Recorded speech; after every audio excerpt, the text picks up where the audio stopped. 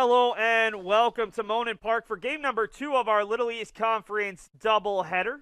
Eastern Connecticut State took the first game 5-3, scoring 3 runs in the top of the 5th inning to take a 4-3 lead in a John Mulry solo shot in the top of the 9th, enough to get the win.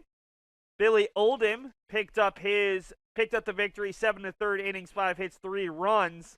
Tim Cianciolo, the tough luck loser, 5 1/3 innings, 7 hits, 4 runs, 2 earned. Nathan Farino, a 3-out save as the first pitch is fouled off. From the Beacons sophomore starter, it's Dylan Ryan. Ryan, the sophomore out of Sandwich, Massachusetts, making his 5th appearance for start. 0-0, 1.38 ERA, 13 innings pitched, 20 strikeouts to 9 walks as the 0-1 tails foul. 9 hits, 6 runs, 2 earned. Opponents have hit 191 against him, although 6 of the 9 hits against have been extra base hits. Last Sunday against Plymouth State, 4 innings pitched, 3 hits, 4 runs, 1 earned, struck out 6 and walked 4. Ryan comes into today's action 14th in Division III with 13.85 strikeouts per 9 innings. He's also 37th in ERA. He faces off against Jason Claiborne. Eastern is using mostly the same lineup as game 1. The only change coming at first and on the mound. Claiborne out to left field, and Cue makes a sliding catch and able to make the play. Jason Claiborne had 3 hits in game 1, back-to-back 3-hit games, but he's robbed of a base hit there.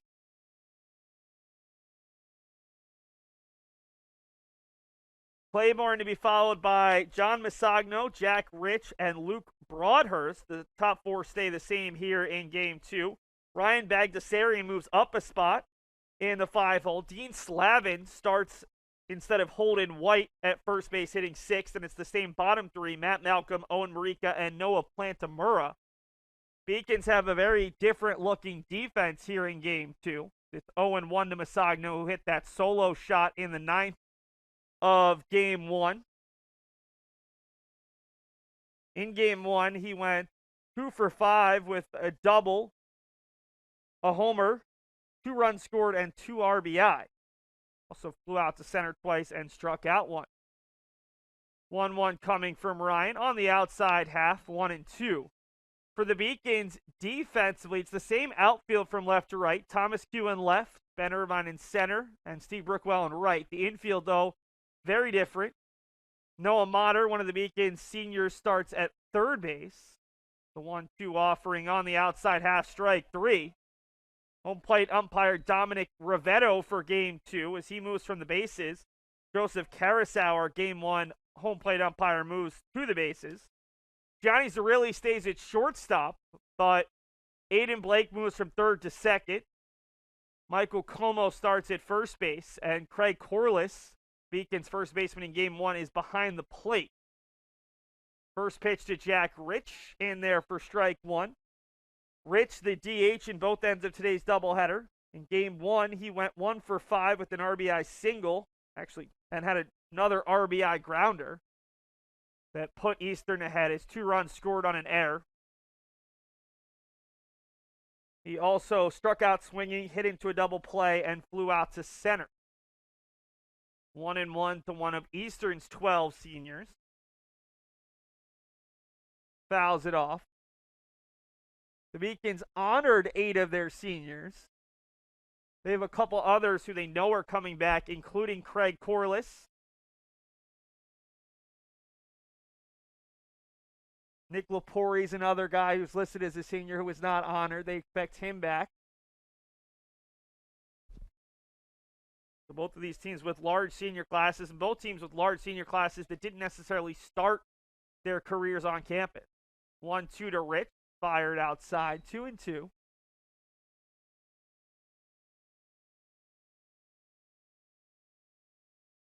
Ryan looking for a 1-2-3 top of the first inning.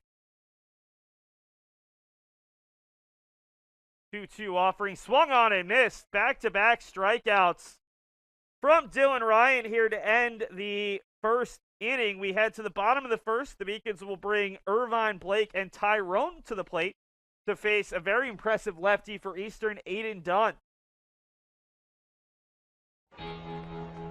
Cheer for the stumbles. The he shoulda had that's. And the tears that linger. For in those moments, greatness lies. There, you will find the provoked, the determined, the unified. It's in those moments that champions are born.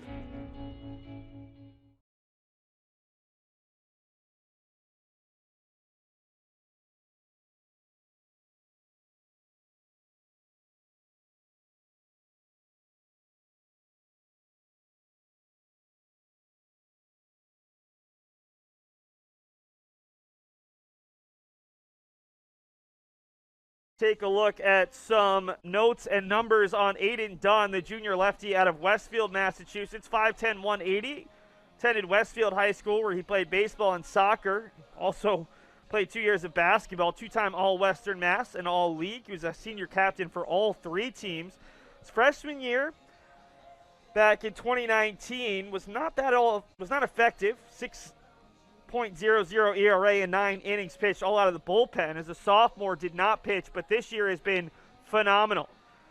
Eight appearances, 7 starts, 4-0 with a 0.29 ERA. That is tops on the team. 30 and 2/3 innings, 31 strikeouts to 9 walks, 14 hits. Has allowed 1 run, 1 earned. Opponents have hit 135 against him. He's 11th in Division III in ERA. 11th in hits allowed per 9, just 4.11 hits per 9 innings, and 18th in walks hits per inning pitched at 0.75. He opened the season with 21 1/3 scoreless innings, which is extremely impressive, but it's not even half of the Eastern Connecticut State / Division III record for innings without allowing a run, which was set back in 2003 by Joey Surface, who went 47 2/3 innings without allowing a run and 52 2/3 innings without allowing an earned run. The one issue with Dunn, and we're really nitpicking here, is he doesn't go all that deep into games. He only pitched 5 innings or more just 3 times and has not reached 7 innings in a game this season. Highest pitch count for the games that Eastern has posted on their website is 81. First pitch to Ben Irvine, and it's fouled back off the mask of Matt Malcolm. Irvine, one of the 8 seniors who was honored before this one, had a good game number 1. Pair of hits, a walk and a run scored, and a fly out to left. Finished 2 for 3. Swings and misses. It's going to be interesting to see how this Beacons lineup that has a decent amount of lefties, 3 of their better hitters, fares against Dunn. Swung on and missed, and just like that, Irvine goes down swinging on 3 pitches.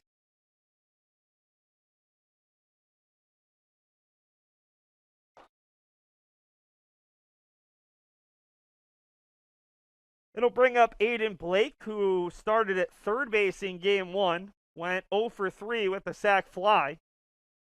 His team leading 13th RBI of the season.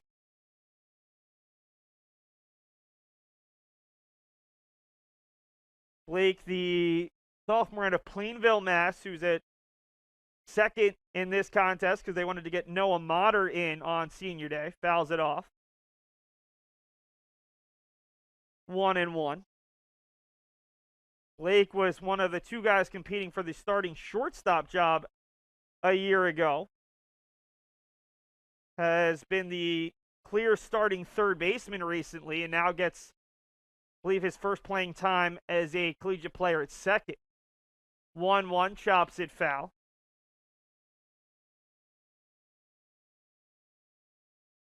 He'll be followed by Tyrone, who once again is the DH, and then Corliss, who is the catcher here in game 2.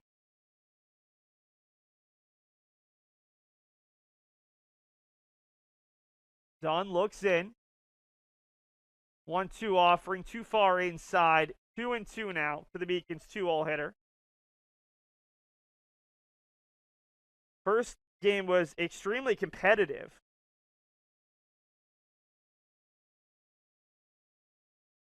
with the Beacons leading 3-1 and Eastern responding with 3 runs in the 5th. It stayed that way until the top of the 9th when Masagno hit a leadoff homer against Ethan Herrera, the first run that Herrera had allowed that was earned this season.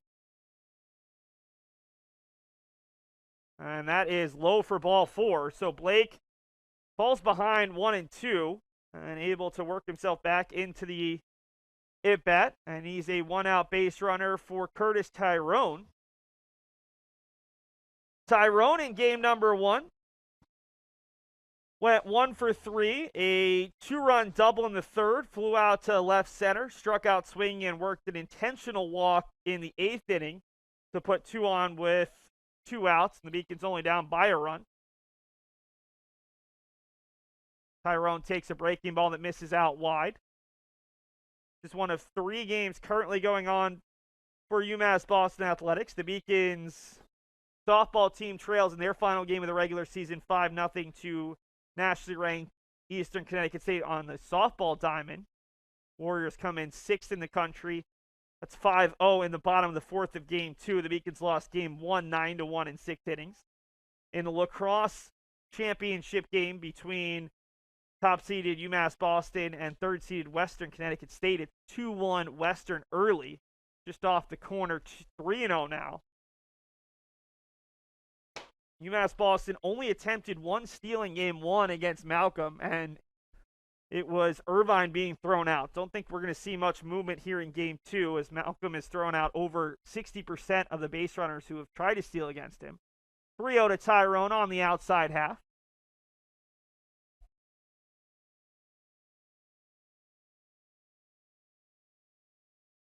Curtis is one of the Beacons' most patient hitters. Team high 12 walks on the year. 3-1, hit up the middle, chance for 2. Plantamura dishes it over for Marika to throw across, and it's a 4-6-3 double play. So a pair of scoreless frames here in the first. We head to the second. UMass Boston 0, Eastern Connecticut State 0 here on the Little East Conference Network. I did receive a non-athletic scholarship upon entering school. I got the presidential scholarship, which was huge for me.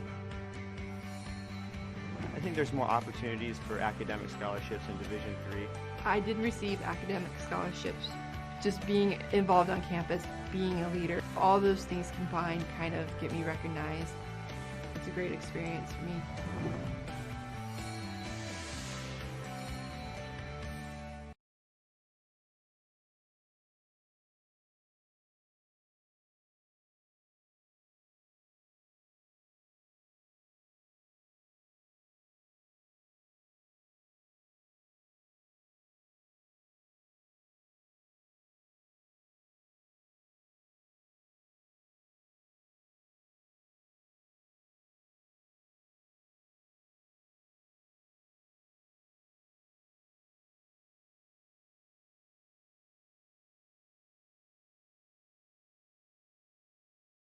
We talked about it in the top of the first, but as you can see, the Beacons making changes at third, second, first, and behind the plate here in game 2 to get Noah Motter, one of their 8 seniors, some playing time.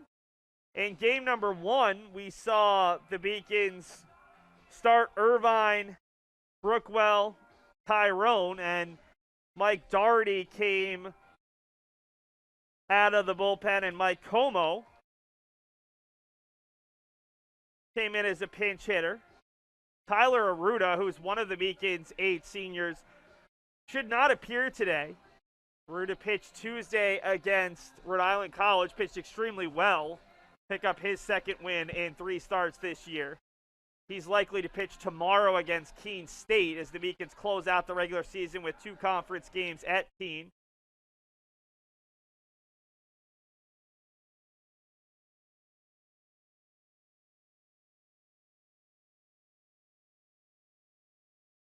The only other senior we haven't seen in today's doubleheader is Kelly Killeen Jr., the transfer out of Franklin Pierce, who's a reliever. Maybe we'll see him here in game 2 out of the pen. 1-0 to the cleanup hitter Luke Broadhurst, who coming off of probably one of his worst days of the season, at least worst games, I should say. The 1-0 to Broadhurst is in there on the outside half, 1-1. Broadhurst, who came in as the league's leading hitter at 447, went 0 for 5 in game 1. A strikeout swinging, pop up to second, a strikeout looking, ground out to second, a ground out to third, and he just crushed a ball to left. Thomas Cue is going to look up, but that ball is way gone.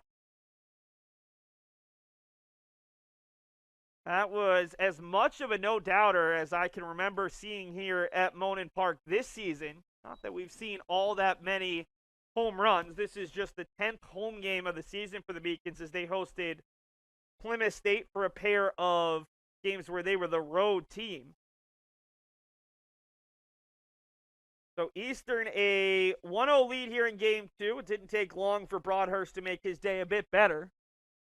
Senior out of Stafford, Connecticut, who just crushed his 8th home run of the season to break a tie with Masagno, who had hit a home run in the 9th inning of game number 1. Showing bunts and pulling it back. Taking strike 1 is Ryan Bagdasarian, the center fielder who went 1 for 3 in game 1 with a single, a fly out to right, fly out to center, and a walk. Make it 0-2 as Ryan looks to bounce back quickly after allowing that home run.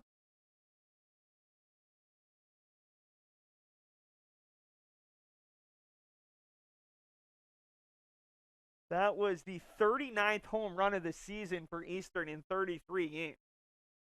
0-2, swung on and missed. So Ryan comes right back and picks up his 3rd strikeout in 5 batters. And he will face Dean Slavin, the first time that we've seen Slavin today. Slavin, a junior first baseman out of Tappan, New York, 6'3", 215, who attended Tappan Z High School, where he set the program records for home runs in a season. He played in 8 games as a freshman, 4 games as a sophomore.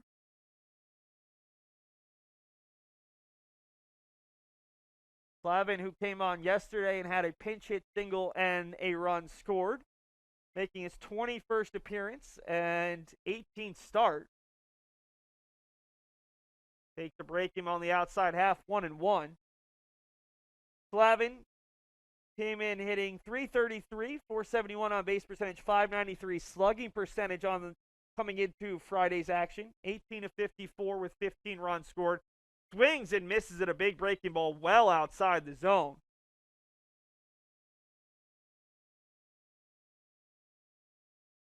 Two doubles and 4 homers. He struck out 16 times and walked 11.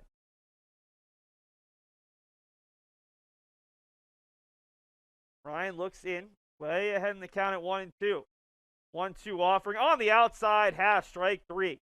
Ryan has been able to find that spot consistently, and while Slavin might not have liked it, Dominic Rivetto has certainly established that that part of the zone, or maybe even a little bit extra of the zone, is going to be called.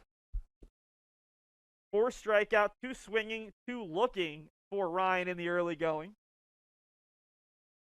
Brings up Matt Malcolm, the junior catcher who went 1 for 4 in game 1. First pitch to Malcolm, breaking ball that misses off the corner. Malcolm flew out to right, struck out looking, grounded out to third, and had an infield single in his final at bat to end an 0 for 3 stretch. Takes a fastball on the inside half, 1-1. 2019 Little East Conference Rookie of the Year and a second team All-Region catcher who came in, I think, about 250 on the season. Certainly not able to do what he was able to do as a freshman, but still a key part of this Eastern team. 1-1, fastball just inside, cutting on the inside half. 2-1.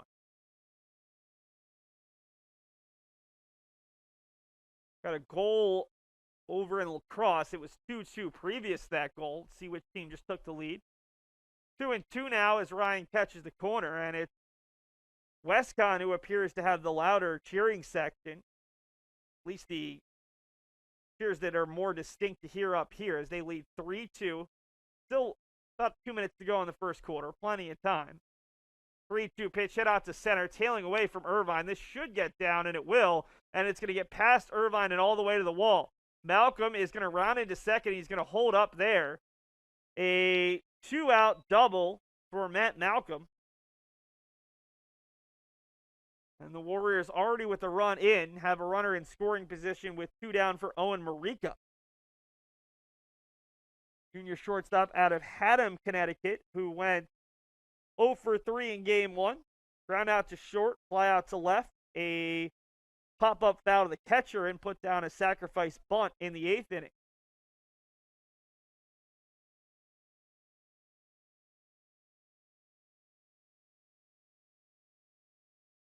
Fastball misses in.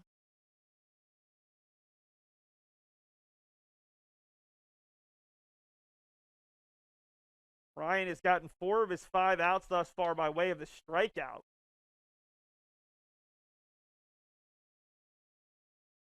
One 0 offering.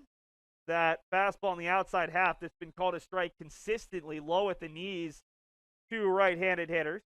Noah Plantamura, the 9-hole hitter and second baseman, awaits on deck as Ryan looks to keep the Warriors just to the 1 run in the inning as Luke Broadhurst led off with a homer over the mini monster in left.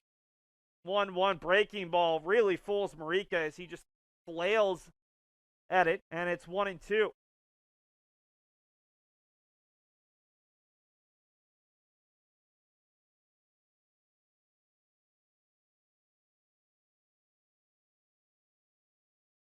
One and two, 2 outs. Runner at second is Malcolm, a 2-out double. 1-2 offering off the corner. Corliss framed it, but that one did appear to be a bit further outside. 2-2 now. Eastern took a 1-0 lead in game 1, and the Beacons immediately responded, hoping to keep this at just 1-0 here in the second.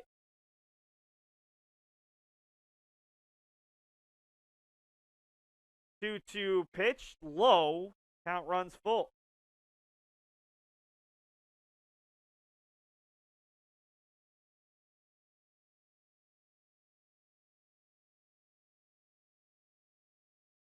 Dylan Ryan trying to get out of this frame. Get the Beacons bats right back up there against Aiden Dunn. 3-2 pitch fouled off, and we'll do it again.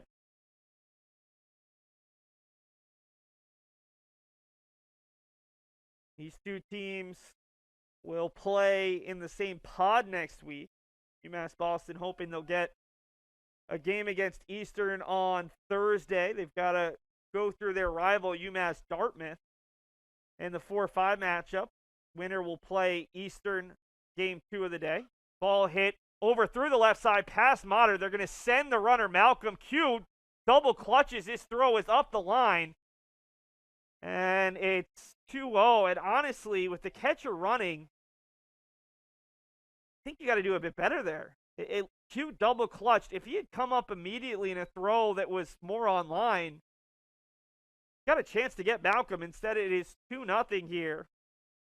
Back-to-back 2-out hits. Marika picks up an RBI, and the Warriors have made it 2-0 here in the top of the second.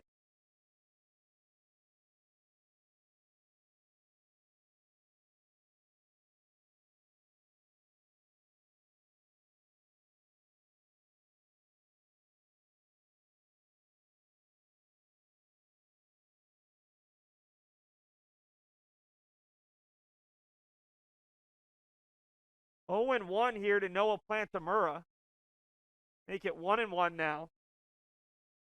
Plantamura, the second baseman in game 1, a pair of singles, a pair of runs scored. He also grounded out to short and flew out to right.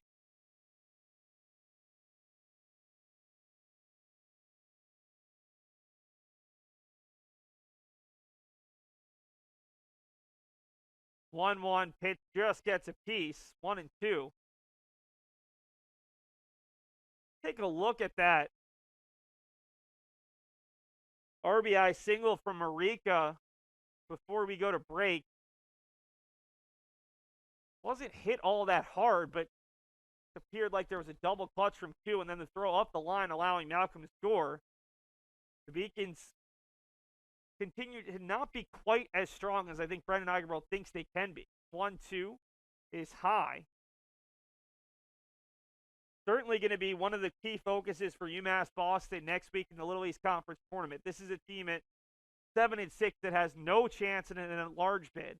Eastern ranked first in the region. Southern Maine ranked second. Maybe third, actually.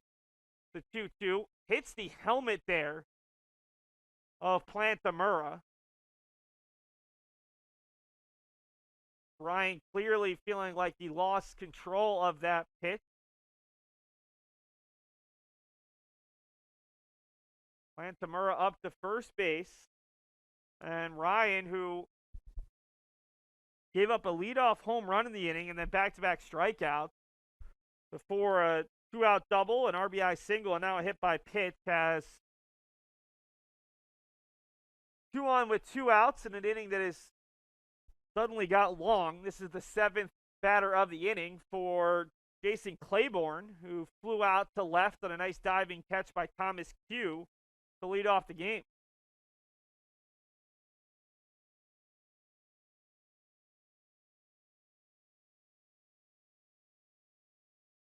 That one bounces all the way through. It'll be a wild pitch. Heading up to third base and trying to slow down and almost tripping was Owen Marika.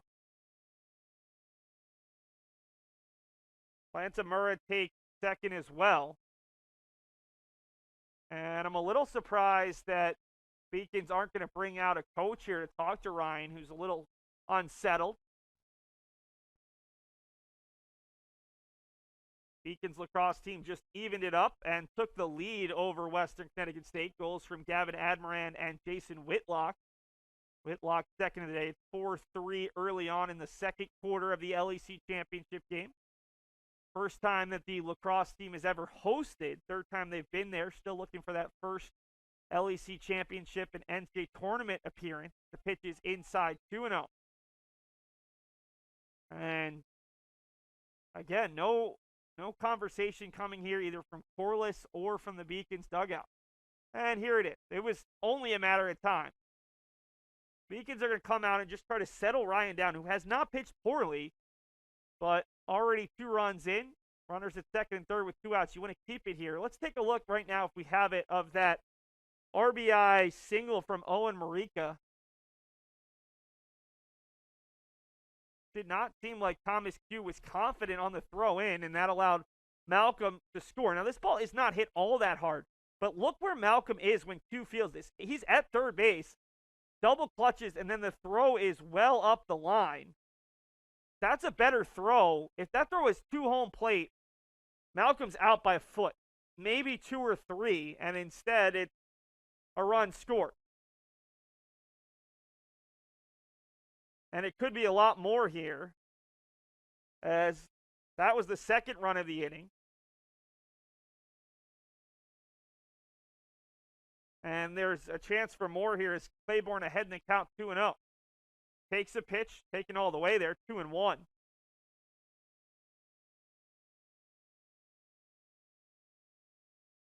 Claiborne with 3 hits in back-to-back games for the Warriors.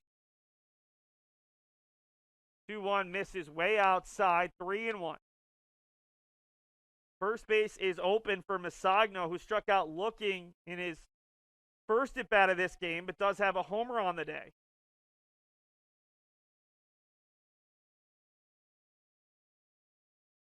Takes a fastball, 3-2.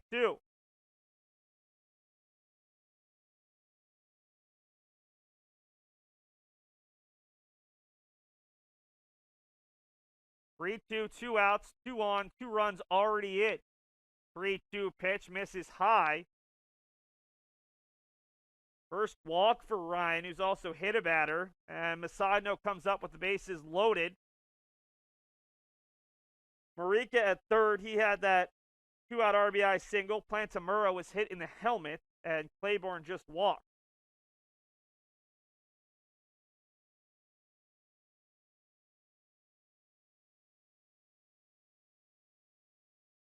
First pitch to Masagno, first pitch swinging, and he fouls a fastball off down the right field side.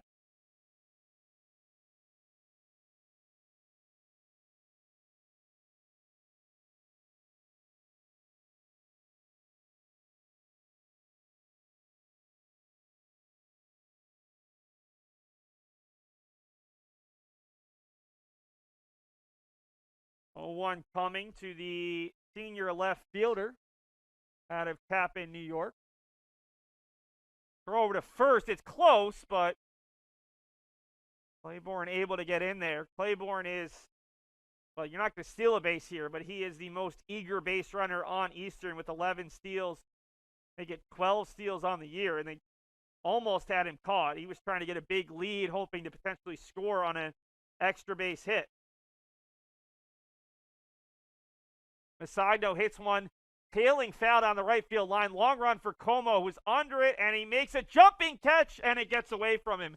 It looked like he was going to make the play. Then the ball came down right behind him. See if we can bring you a replay. That was very close to being the last out here of the inning. Instead, Masagno has new life.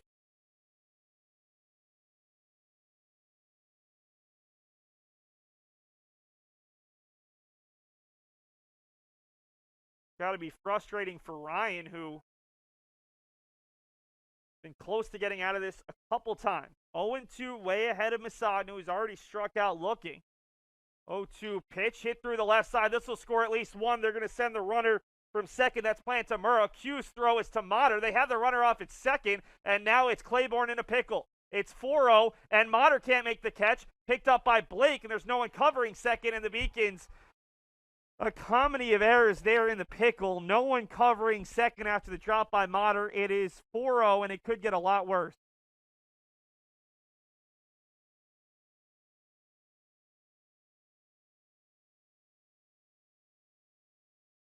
Take a look at a replay of that two-run RBI single from John Masagno.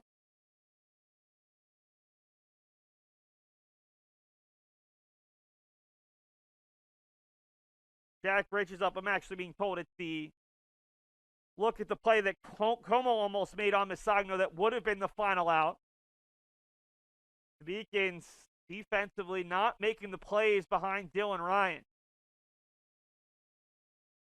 Jack Rich, first pitch swinging. Let's take a look at that play. It wasn't easy for Como. I'm not saying that this is his fault, but this is a play that could have gotten the Beacons out of the inning. So take a look at it. High fly pop in foul territory. Look how close Como comes. He jumps, and it just misses his glove. Might have even caught a bit of the glove there. 0-1, swung through and missed. 0-2 as Rich, the ninth hitter in the inning, steps up to the plate. Already 4 runs in. 3 of them coming with 2 outs. Ryan was ahead of Masagno, the last batter, before giving up a 2-run single. Breaking ball misses low, 1-2.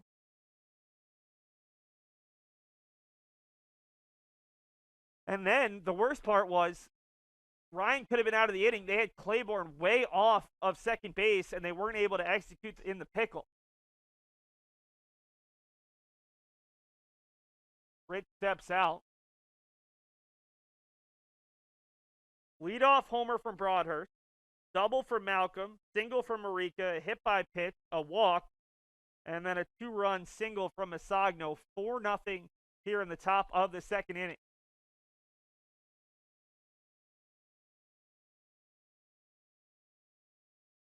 One-two offering is cut on and missed. Ryan strikes out the side, but not before Eastern scores 4 runs on 4 hits. It's Eastern 4, UMass Boston 0 through an inning and a half. I did receive a non-athletic scholarship upon entering school. I got the presidential scholarship, which was huge for me. I think there's more opportunities for academic scholarships in Division III. I did receive academic scholarships. Just being involved on campus, being a leader, all those things combined kind of get me recognized. It's a great experience for me.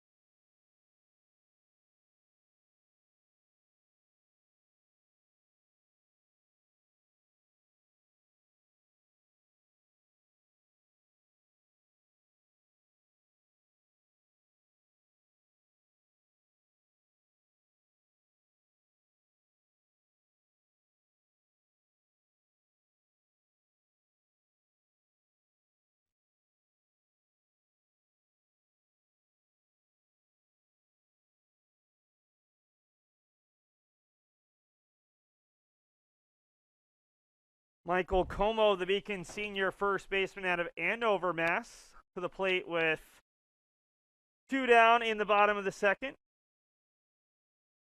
Craig Corliss struck out swinging. Thomas Cue flying out to right.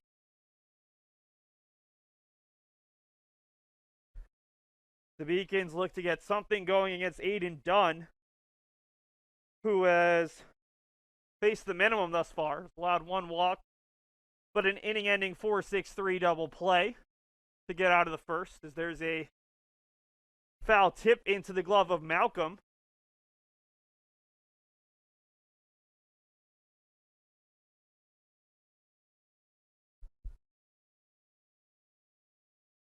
One, two, and Como takes it high and inside.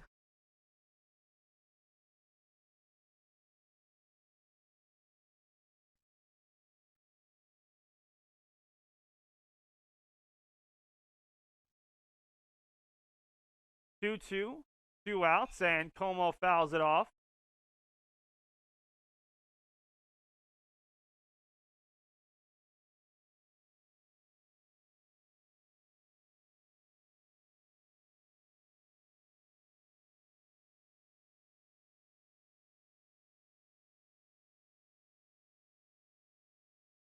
Ball hit hard, but right at Mariko, who makes a stab at it and catches it in the air. So the Beacons go 1-2-3 in the second. It's all EastCon through 2, 4-0 here on the Little East Conference Network. I did receive a non-athletic scholarship upon entering school. I got the presidential scholarship, which was huge for me. I think there's more opportunities for academic scholarships in Division III. I did receive academic scholarships. Just being involved on campus, being a leader, all those things combined kind of get me recognized. It's a great experience for me.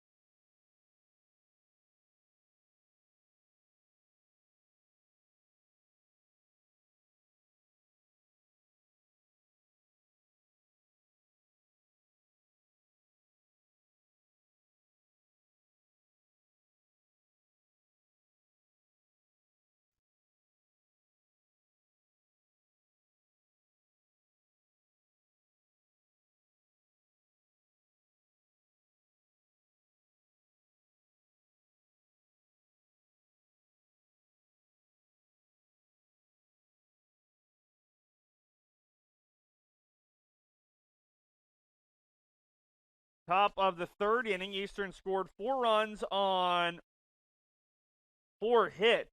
3 of the runs coming with 2 outs in the third. Luke Broadhurst led off the second inning with a mammoth home run over the mini monster in left. First hit of the day after going 0 for 4 in game 1. If we can, we'll bring you the highlight of that home run after this next pitch.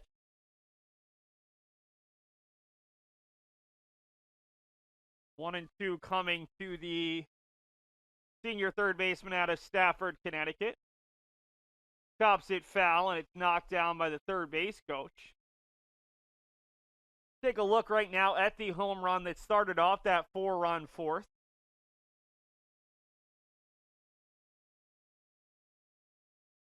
You see, just well over the mini monster. Thomas Cue looked up but had no chance. So Ryan looks to keep this game at 4-0. 1-2, swung on and missed. That is the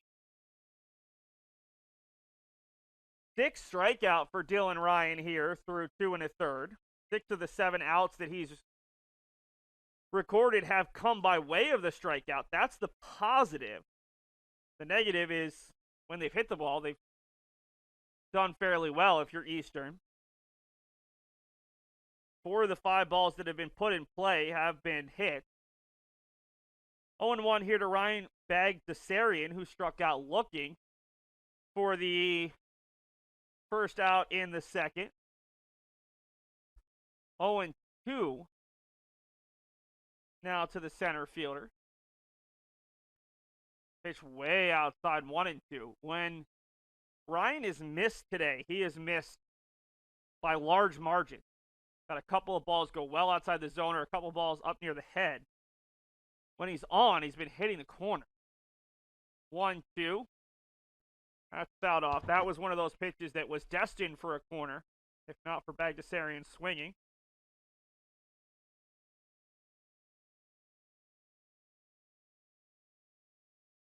More shouts and screams from Lacrosse. It was 8-5 Western, but the Beacons just cut it to 8-6. Now 2-2.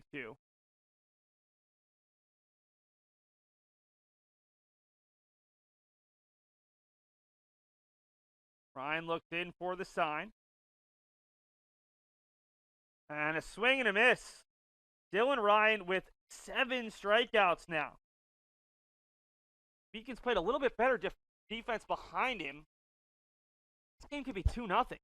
Which, I mean, still, you're not happy with 2 runs in 2 2/3 innings, but feel much better about it.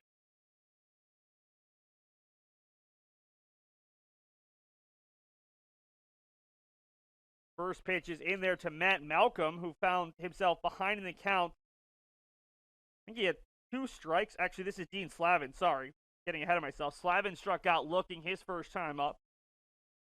The junior out of Kappa, New York, who's behind 0-2.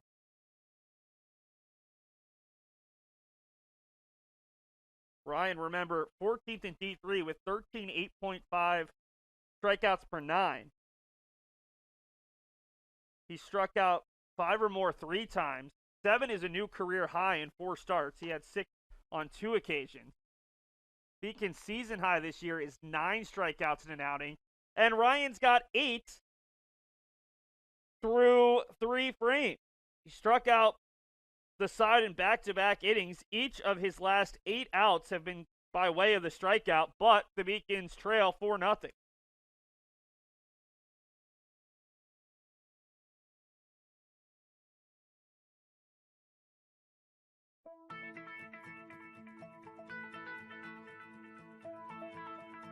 College has given me the flexibility to pursue my passions and my interests, and I've recreated my identity for myself aside from just being an athlete. My greatest personal discovery has been that I am capable of doing things that I didn't know I was capable of doing. To be able to study what I wanted to and continue to play the sport I love, all of those things came together very nicely in one package in Division III.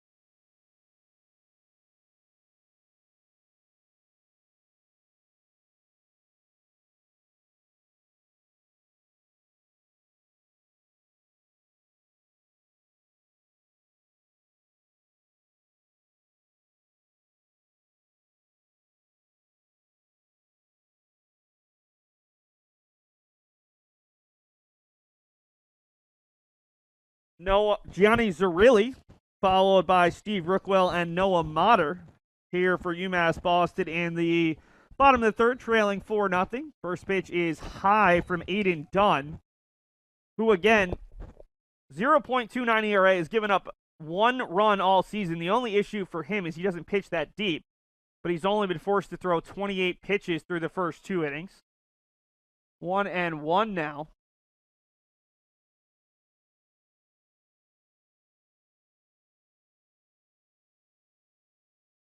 Dunn has walked 1 and struck out 2. The Beacons have yet to get that first hit as Zerilli takes a huge hack.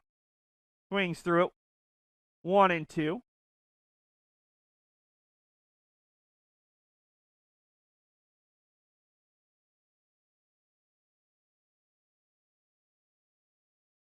Zerilli goes down by way of the strikeout. And there's 1 out for Steve Brookwell.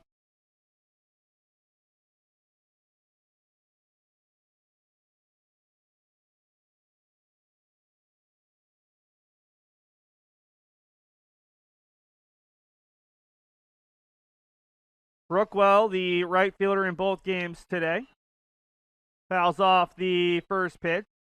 Steve in game 1 struck out twice and grounded out to short.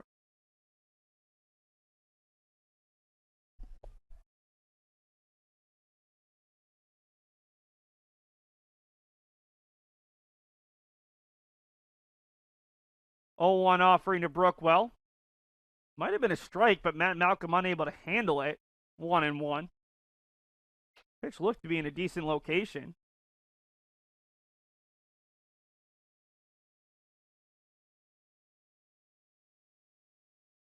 Brookwell just looking to get something going for the Beacons here. Takes a high breaking ball, 2-1. This is where the Beacons were able to create something in game 1. 3-run bottom of the 3rd inning to take a 3-1 lead. Was all they got, though, as Eastern responded with 3 in the top of the 5th and a solo shot in the top of the 9th for a 5-3 victory, snapping a 7-game winning streak for the Beacons against the Warriors that had been the longest against EastCon by any side. Longest active, I should say. 3-1 off the corner. And Steve Brookwell is the second walk issued by Aiden Dunn here. The first time through the order. Dunn coming in had walked just 9 in 30 2/3 innings. Brings up Noah Motter, the Beacons' senior third baseman out of Austin, Texas. First start of the season. Second career start. Started a game last season at third base. 6 foot 185. As Motter takes a heavy breaking ball on the inside half, 0-1.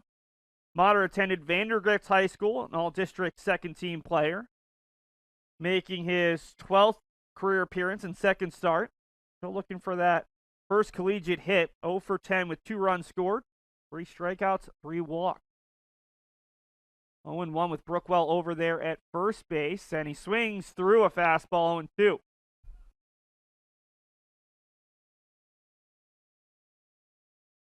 We've reached halftime in the LAC championship game for men's lacrosse. Western Connecticut State a goal with 5 seconds left, and they lead UMass Boston 9-6 at halftime. Throw over to first. That is one of the least effective pickoff throws I can ever remember. Floated it over there like an ephus pitch, and Brookwell back in tons of time.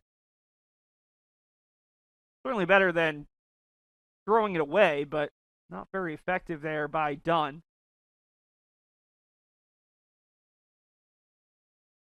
Oh, 2 pitch. Motter takes high, 1-2. Eastern with 4 runs on 4 hits and no errors. UMass Boston with no runs on no hits and no errors. Just the 2 walks here through 2 1/3 innings against Aiden Dunn. The 1-2, Brookwell takes off inside. Malcolm doesn't have a throw. And Steve Brookwell steals second base. Beacon's first steal of the doubleheader. First time they've had a runner in scoring position against Dunn. Brookwell now 2 for 2 on the base pass this season. So Motter, if he can get his first collegiate base knock, could get an RBI as well. 2-2 coming to the senior third baseman. Man, they call Tex. Takes it down the middle, but low. Count runs full.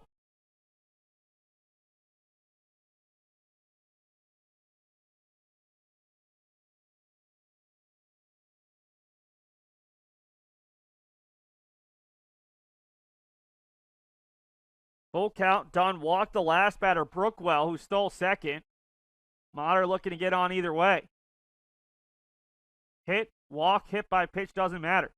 Takes it low. Back-to-back walks issued by Dunn. And the Beacons potentially in business here. Top of the order coming up with 1 out and 2 on, as we've got a conversation. I think originally it was with the home plate umpire over the strike zone, but now they're going to send the pitching coach to try to calm down Aiden Dunn, who, remember, has allowed 1 earned run all season long. 1 run. It's not like it's been like 8 or 9 runs and it's just been the defense. It is 1 run in 30 2/3 innings. Eastern does not give up runs when he is on the mound.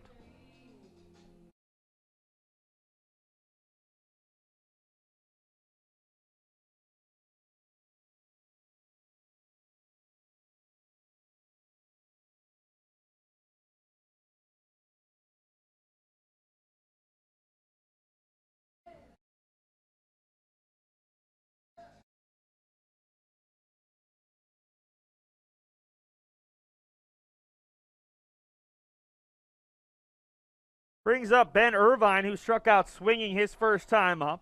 Had a good game 1, though. 2 hits and a walk in 3 total at-bats. Senior out of Maryland looking to keep his hot streak going, as he's up to .333 on the season after starting slow. First year as a Beacon. Takes a first pitch on the inside half. 0-1. Irvine started his career at Northern Essex Community College before going to the University of Maryland and now coming home to Massachusetts. Irvine out of Peabody, Mass. A little bit north of the city. 0-1. Fouls it off. 0-2. Good response from Dunn, who had walked each of the last 2.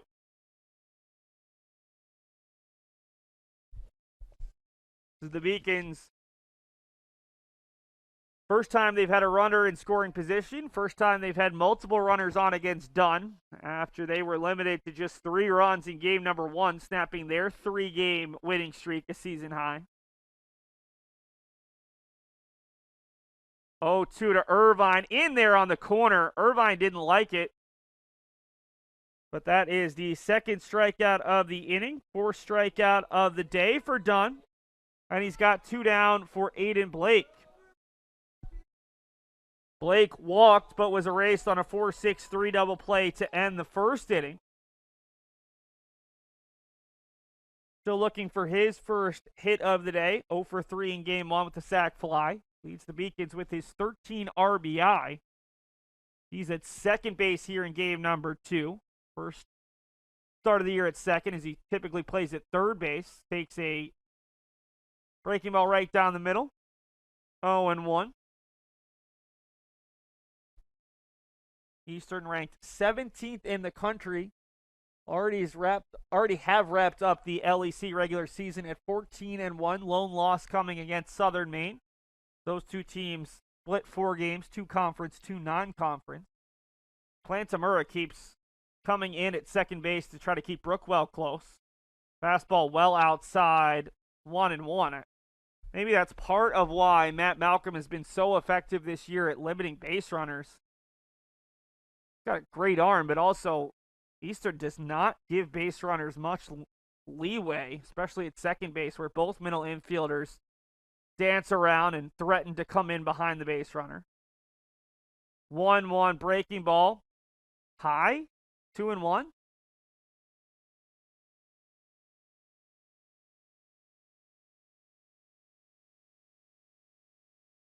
Brookwell at second. He walked and stole second. Motter worked a full count walk. And Dunn will step off. 2-1. 2 outs. Bottom of the 3rd inning. Eastern scored 4 runs on 4 hits in the top of the 2nd. 3 of those runs coming with 2 out. 2-1 offering swung through. 2-2 now.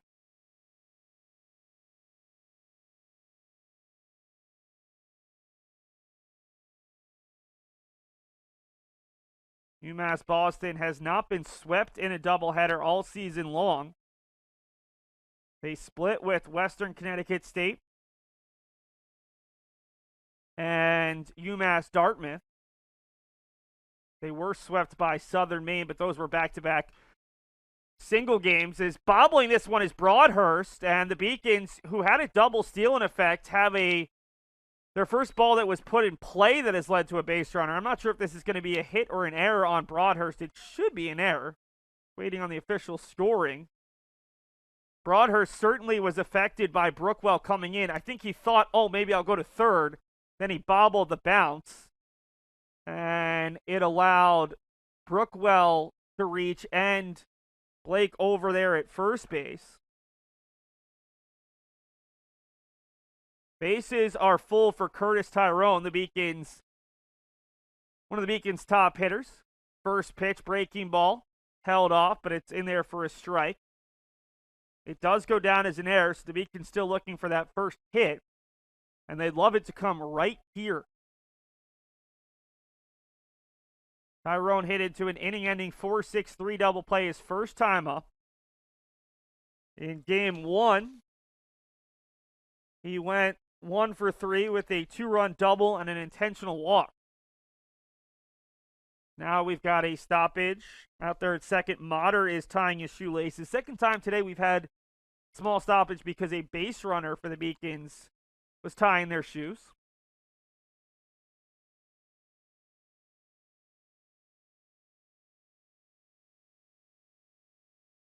Dunn's 0-1 off the corner with the fastball, 1-1.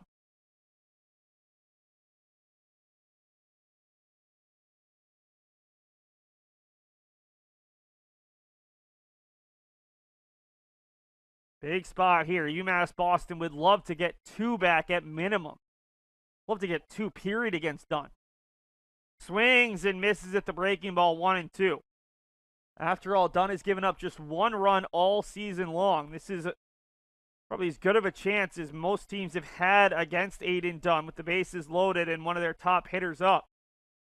1-2 count. The good news for the Beacons is that Tyrone is as difficult to strike out as they come in this Beacons lineup. 3 strikeouts all season and almost 50 at bat. 1-2 coming, and Tyrone fouls it off. Actually, was going to foul it onto the lacrosse field. It's always a little bit dangerous. Fortunately, lacrosse players are wearing helmets, unlike soccer and rugby players who often also share that field. Not typically at the same time, but I think you know where I was going. 1-2 as Dunn looks to retire Tyrone. The Beacons have loaded the bases.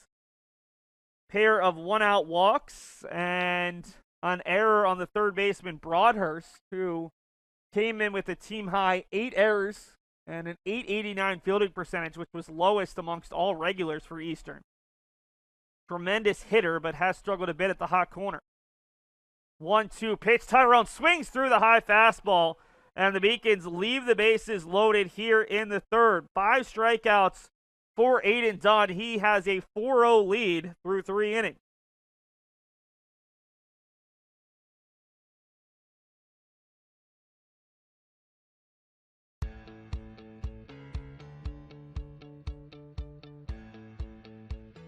Being a part of the different activities and organizations that I've been a part of, I'm actually able to see myself where I'm like, hey, I actually can make a change. I'm one person that can make a difference. Division III has helped me to develop teamwork skills, critical thinking skills, time management skills. It's not just about basketball, or it's not just about school, it's about developing yourself as a person altogether.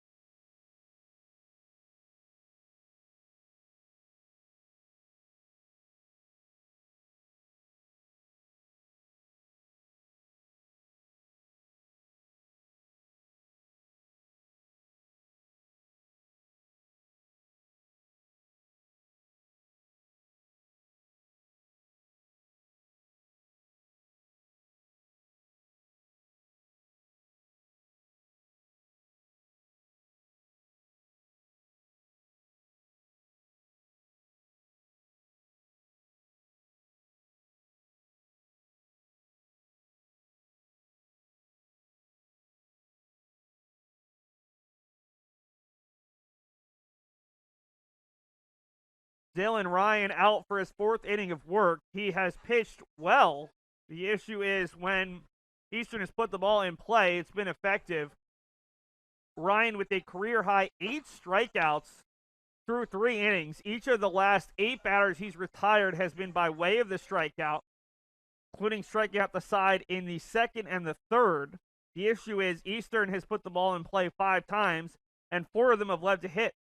A homer, a double, an RBI single, and a 2-run single. He's also hit a batter and walked a batter. He faces off against Matt Malcolm, Owen Marika, and Noah Plantamoro, the 7-8-9 hitters. And Malcolm already with the double today hits it out to right center, and camping under it is Irvine, just shy of the triangle out there in right center. That one held up a bit. And there's one out here in the 4th inning. That snaps a stretch, as I said, of 8 consecutive outs by way of the strikeout.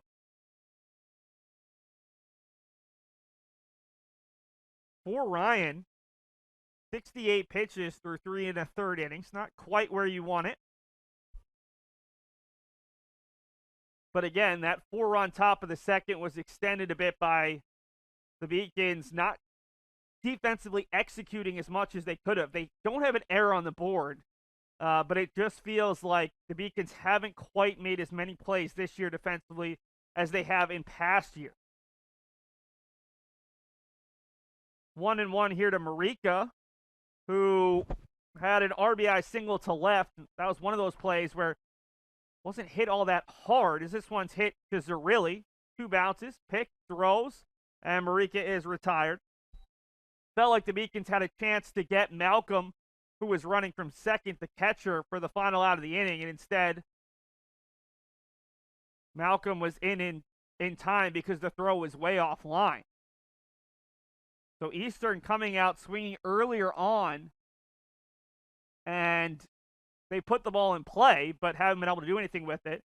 UMass Boston Lacrosse, who trailed 9-6 at halftime, back-to-back goals from Jason Whitlock and Donovan Przinski, back within 1 with 10 minutes to go in the 3rd quarter. 9-8 in favor of the visitors, Western Connecticut.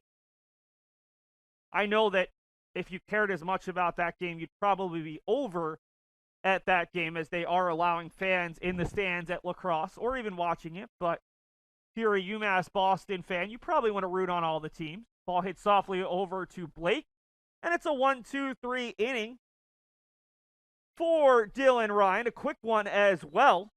So we head to the bottom of the 4th. It'll be scoreless, Cue and Como, as the Beacons look to get something across on the board against Dunn.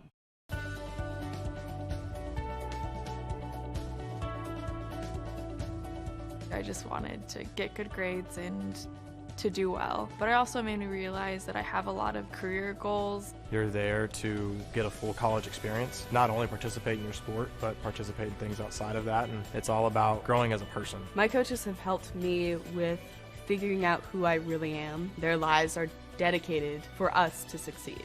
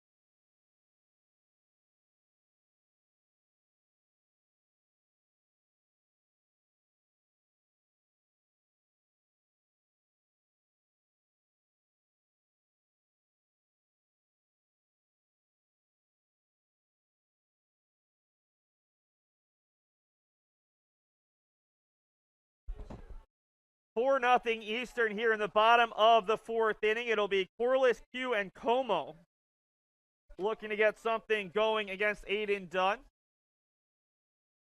Dunn, the junior out of Westfield, Massachusetts, who's making his 8th consecutive start, was a reliever in his first appearance in the team's first loss of the year. That was back in March. He faces Scoreless, who struck out swinging his first time up. Craig fouls the first pitch over, and a nice job over there by Beacon's third base coach Brad Fogel, the lone assistant coach who is back from last year. We've got a goal, and unfortunately it's not in favor of the visitors. It's 10-8 now in favor of Westcott. Corliss hits it softly through the left side.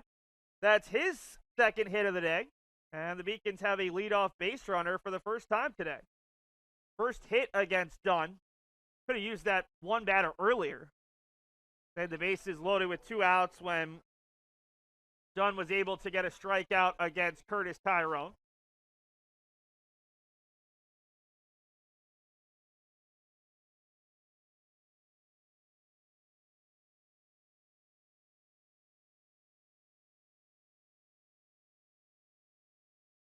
First pitch to Thomas Cue on the outside half of the breaking ball, 0-1.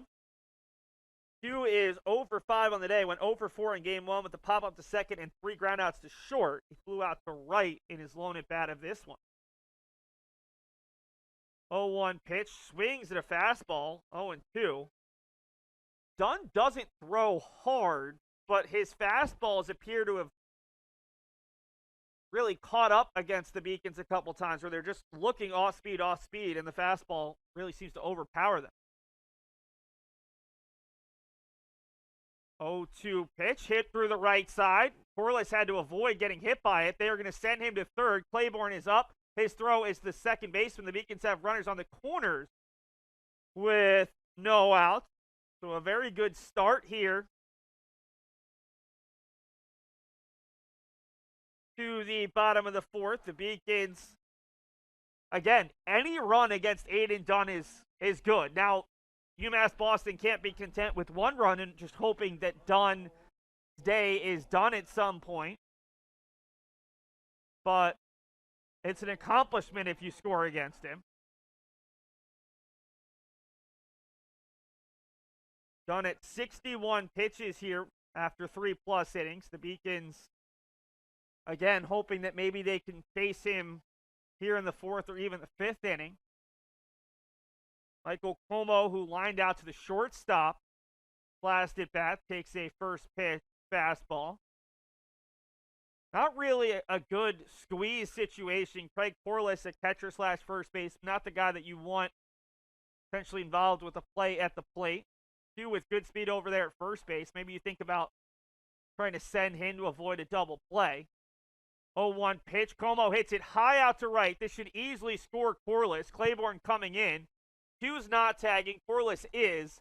And that is the second run that Aiden Dunn has given up all season long in 34 innings. So his minuscule 0.29 ERA just took a hit. I'm sure he's going to be okay. But the Beacons have done something that only one other team has done all season long. He gave up a run on the 24th of April against Southern Maine.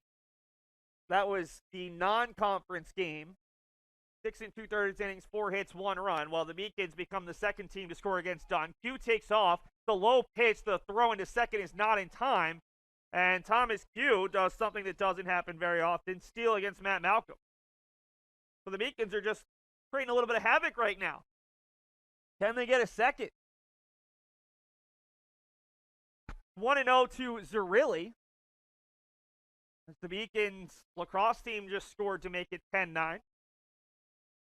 Zerilli struck out swinging his first time.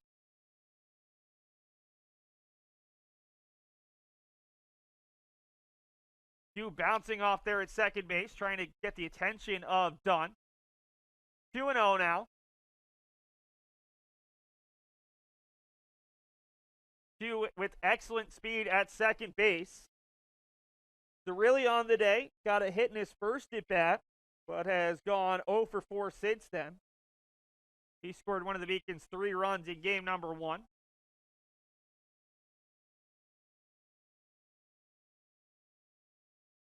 2-0 pitch to Zerilli, taking all the way. Takes a breaking ball over the plate, 2-1.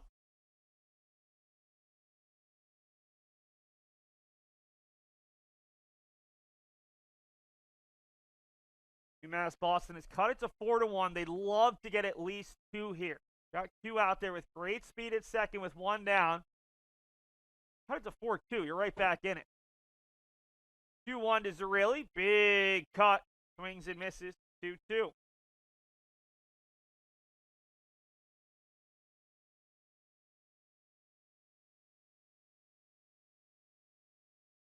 Como did his job getting it out to right field. Deep enough to score scoreless. Now can the Beacons get another hit to bring Cue home? 2-2 pitch. Swung on and missed. Really fooled by the breaking ball. Strikeout number 6 for Aiden Dunn. And now there's 2 out for G. Brookwell, who worked a walk, stole second, and was stranded at third base back in the third.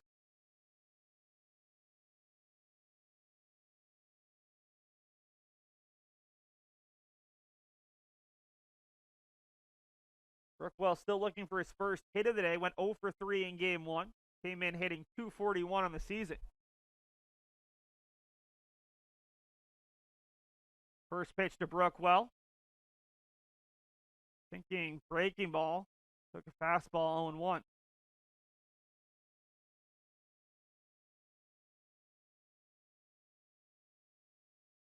Got a game-tying goal at La Crosse. It is 10-10 now. That game has been very back and forth. 3:27 to go in the third quarter. Brookwell takes another breaking ball 0-2. UMass Boston clearly struggling to predict what they're going to get from Dunn. Seen a lot of frustration from some of these Beacons batters when they're guessing wrong. 2 out there at second. Had a single to put runners on the corners with no out. 0-2 pitch, and Brookwell off the end of the bat. Should be easily playable for Broadhurst. Mariko over there as well, and Broadhurst will call it and make the play. So the Beacons do something that only one other team has done all season, score against Aiden Dunn, but they only get 1. It is 4-1 after 4. Something I discovered in myself is that if I have a goal, I can accomplish it. It's a well-rounded experience. At a Division III school, you primarily a student athlete, so the school is really shaped around you developing yourself as a complete individual. It helps a lot that you have a family with your team that can guide you.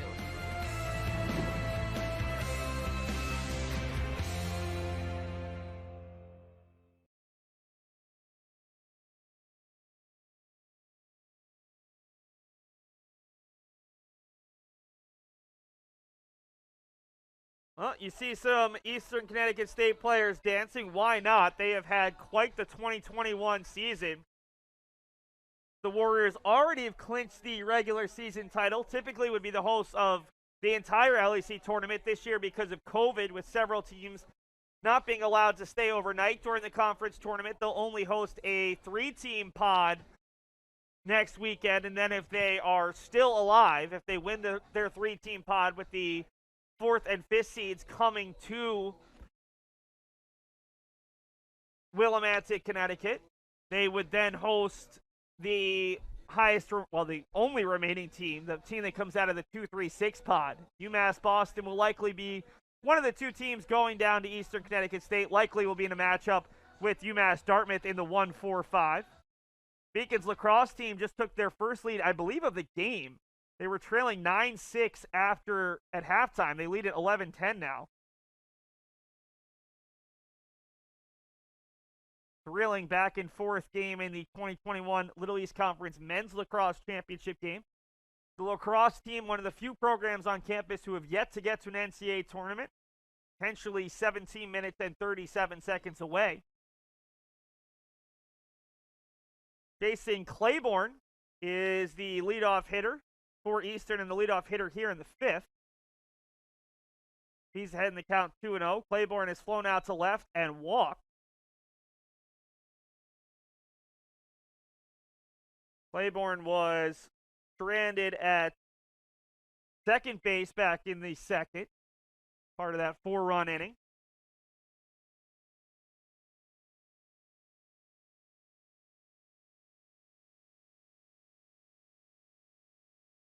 Dylan Ryan pitched well, 8 strikeouts, including a 1-2-3 fourth, but behind the count, 3-1 here to the leadoff hitter. Ryan has struck out 8, a new career high.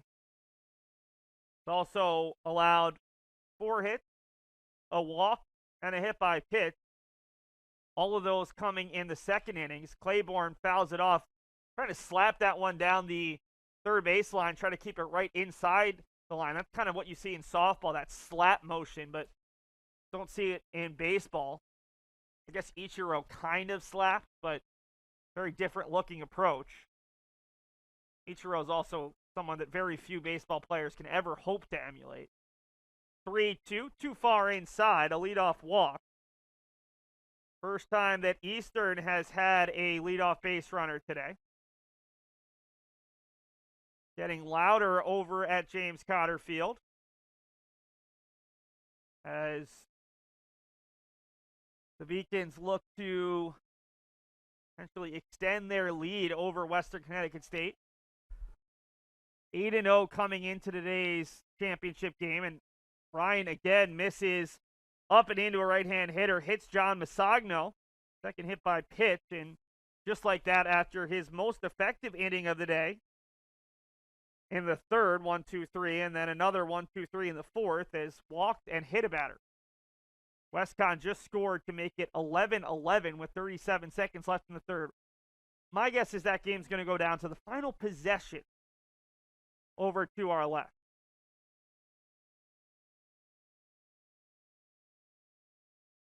We're going to see the Beacons pitching coach come out once again to have a chat with Dylan Ryan. I don't think we're going to see a move here from the Beacons. Ryan only up to 80 pitches, and for the most part, has pitched well. It was one inning. It was one inning, and most of the damage coming with 2 outs. So, see if they can settle him down. Love to get a double play ball, but really any out here would be huge.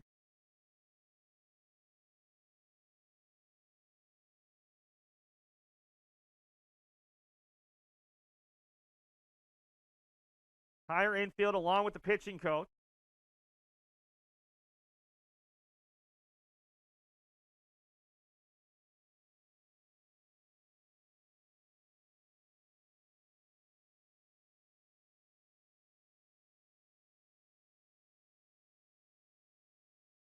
.45 minutes down in the Little East Conference Men's Lacrosse Championship game. Western Connecticut State 11, UMass Boston 11. UMass Boston looks to win their first title of this 2020-2021 academic year season. Ryan just misses inside there to Jack Rich. Beacons lacrosse team has never won a Little East Conference championship, whether regular season, well, they just won their first regular season, hoping to win their first tournament. Never won either before this season, looking to pull off the double. 1-0 to Rich, misses inside. A great job by Corliss to keep that from getting the backstop. 2-0. Seen this before from Ryan. When he loses his control, he loses it for a longer spurt. And that's the biggest thing from keeping him from being an even more effective pitcher, because he's quite clearly good. It's just that he runs into bouts of not having his control as he misses in here. 3-0. He walked the leadoff batter, was behind 3-0, got a strike, and then walked him with 2 strikes, and now hit Masagno at the first pitch. And Beacons just got a run against Dunn, which is a victory in itself. Don't want to give one or multiple runs back after Eastern scored 4 in the top of the second. 3-0 from Ryan, taking all the way, and it's strike 1. Rich has struck out swinging twice against Dylan Ryan, who does have 8 strikeouts, a career high. A 9th strikeout would tie him for the UMass Boston season high for a pitcher. 3-1 offering, hit out to center, but softly, Irvine coming in on it. Claiborne will tag, but I don't think he's going to try to advance, and he doesn't even fake it. Big first out for Dylan Ryan, who works from behind at 3-0, gets a strike, and then gets a fly ball. Brings up Luke Broadhurst, who has been feast or famine here in Game 2. A mammoth shot over the mini monster to lead off the second, and a strikeout swinging.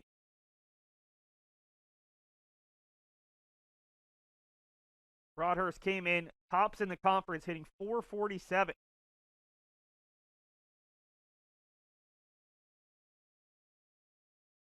Two on, one out. Great speed at second and first. Pair of outfielders. Breaking ball in the outside half, 0-1.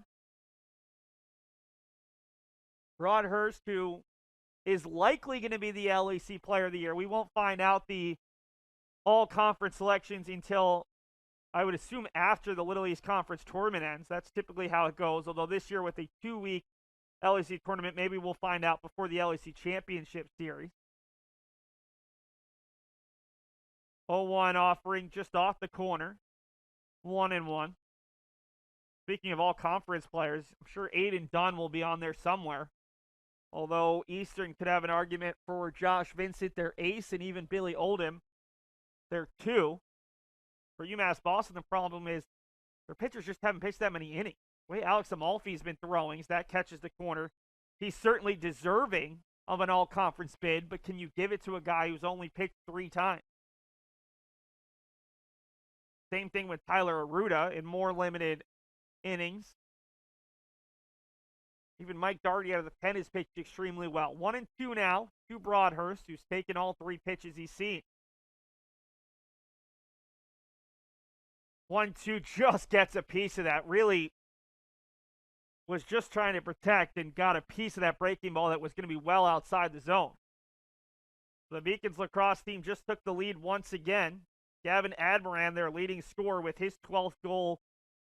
Well, with another goal, I should say.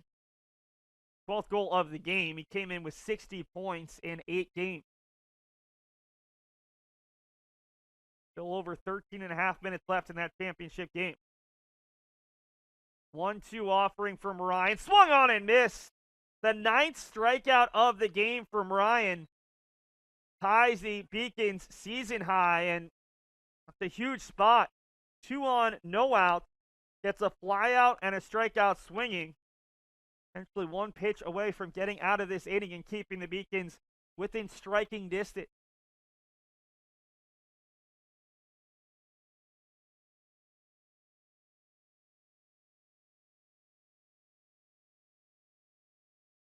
Pitch misses away. UMass Boston is in the tournament. The question is, will they be the 4th or the 5th seed? Now, UMass Dartmouth came in today at 8-7 in conference play. They don't play Plymouth State till Monday. Single conference game, as that is fouled off. If UMass Dartmouth wins that, they will have 9 wins, and the Beacons lose the tiebreaker against Dartmouth because the team split in the regular season, and UMass Boston went 0-2 against Southern Maine, the 2 seed, and UMass Dartmouth went 1-1. They win the tiebreaker, though, if they can get a win here in Game 2.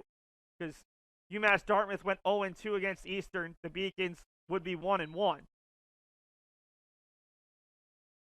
Beacons just took their largest lead of the day in lacrosse. Donovan Krasinski, the UMass Dartmouth transfer, making it 13-11. They had trailed by as many as 3. 1-2 coming, and Bagdasarian fouls it off. He has struck out twice today against Ryan, who's looking to become the first Beacons pitcher to strike out 10 in a game this season. Doesn't happen all that often.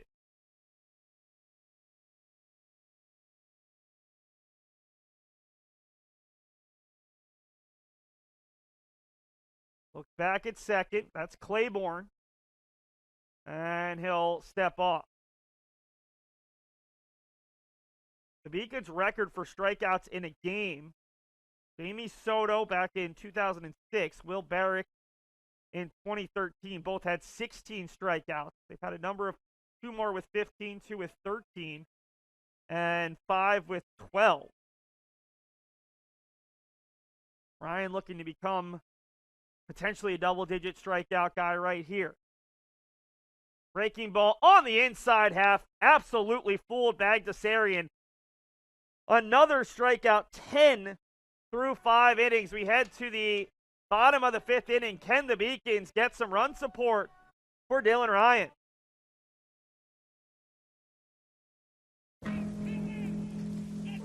Celebrate the soggy shoes and the slow starts. Celebrate the lessons learned along the way.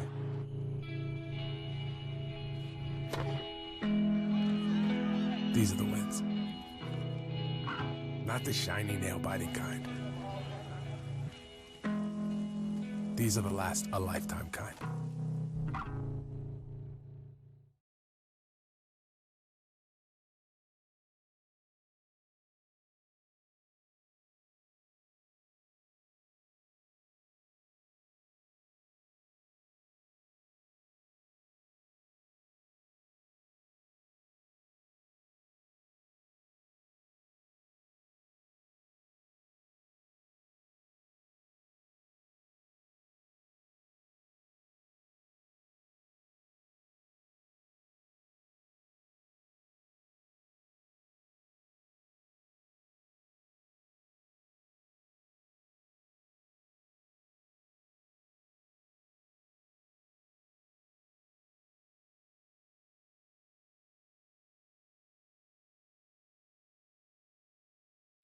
Dylan Ryan with his 10 strikeouts, the first Beacons pitcher to get 10 strikeouts since a year ago when Dylan Fashionpour was able to strike out 10 in 6 2/3 innings against MIT on the 5th of March. That was the Beacons' lone loss of 2020.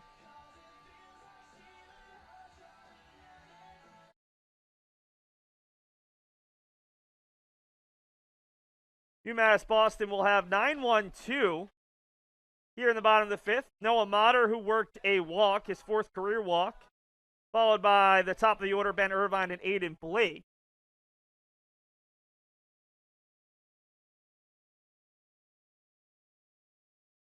Motter takes the first pitch, hits it up the middle, and that's the first collegiate hit for Noah Motter. How about that on senior day?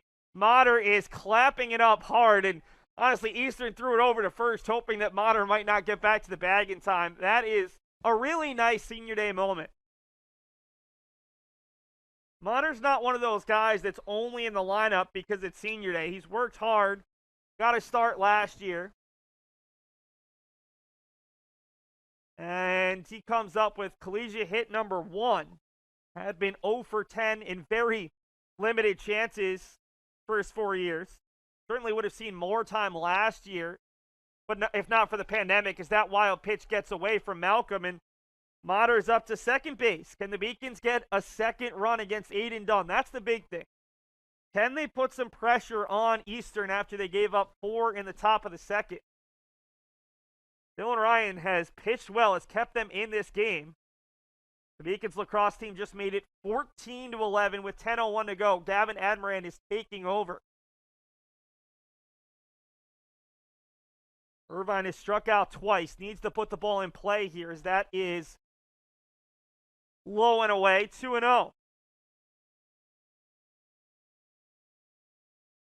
I mean, a walk here is fine, but you really need to not strike out if you're Irvine. Even a grounder to second moves Motter up, gives you a chance to just manufacture a run. We're still here in the 5th. The Beacons have a lot of outs to work with. It's just Dunn is that good that any run is a good one. Motter has to get back in time as Marika came in behind. Eastern is so busy in the middle infield. We've seen Marika come in a few times. We've seen Plantamura try to rush in from second base, but they don't like anyone getting a good lead at second base.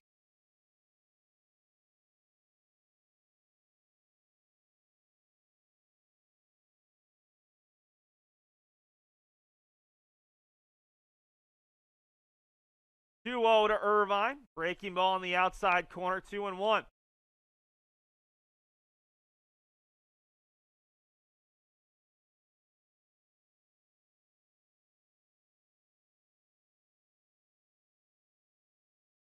A lot of space up the middle for Irvine, who had 2 hits in the first game, right past the second base bag. Swings and misses at the changeup, 2-2. He has struck out twice in this game, needs to put the ball in play, and he knows it. Big moment for the senior out of Peabody. And what is not a must-win game, in fact, it doesn't matter that much for the standings, but I think UMass Boston wants to prove they can hang with this Eastern team. Going to have to potentially beat him twice next week. That gets away from Malcolm again, who was looking at Motter.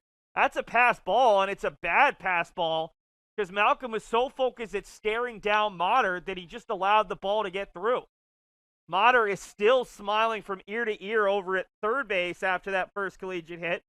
And he is now 90 feet away from potentially cutting this game to 4-2. So that takes some of the pressure off of Irvine as the runner has moved up either way. Now you want to potentially get sack fly and score him right here.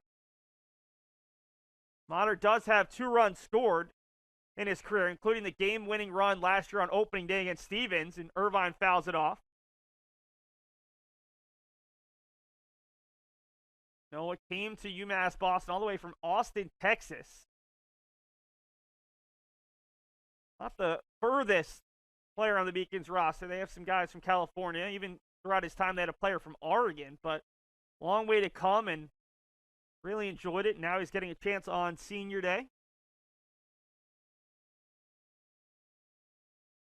Irvine to be followed by Blake as the Beacons look to cut this deficit in half, maybe further.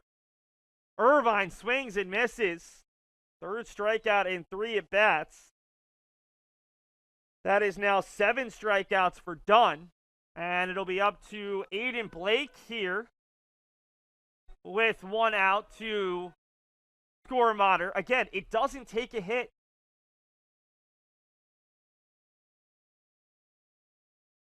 Grounder to second would do it. A fly ball that's deep enough as we're going to see a right-hand reliever come on. That is tough for Dunn, who's in line for the win but won't get a chance.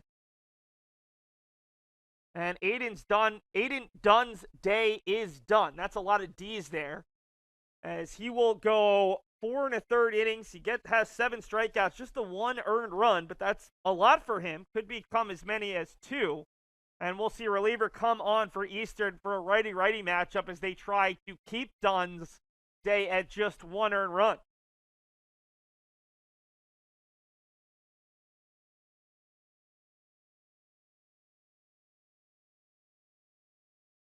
The University of Massachusetts Boston. It's just minutes from downtown, and the Princeton Review calls it one of the best values in the country.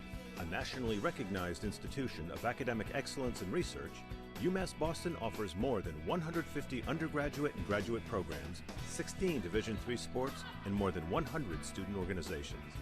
To learn more about the opportunities waiting for you at UMass Boston, visit in person or online. UMass Boston, a research university with a teaching soul.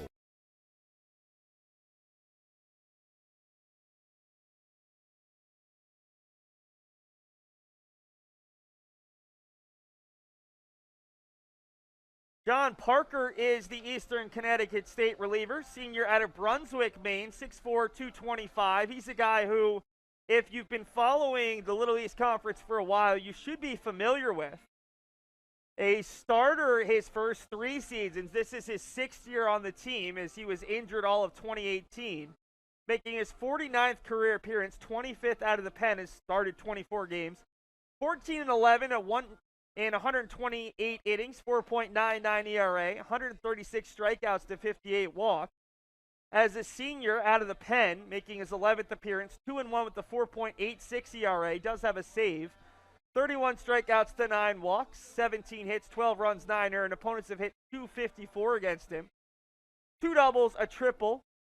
Has hit 1 batter and uncorked 3 wild pitches.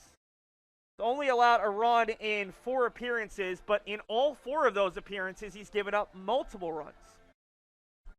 Last weekend against Castleton, in the 4th game of that 4-game conference doubleheader, or conference set, 2 games on Friday, 2 games on Saturday, he went an inning and a third, 2 hits, allowed a season-high 3 earned, while striking out 2 and walking 2. And he comes on to face Aiden Blake, a righty, and then a lefty in Curtis Tyrone, trying to keep this game at 4-1.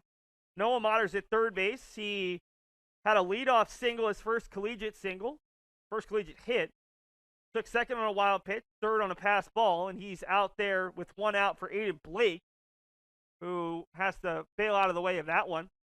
Blake has walked, been erased on a double play, and reached on an error to load the bases in the third. Still looking for his first hit of the day, although he does have a sacrifice fly for his team-leading 13th RBI. Takes a fastball on the outside half he didn't appreciate, 1-1. Down to 5 minutes and 15 seconds in lacrosse, and the score has stayed the same at 14-11. 1-1. Blake swings at a breaking ball that was nowhere close, 1-2.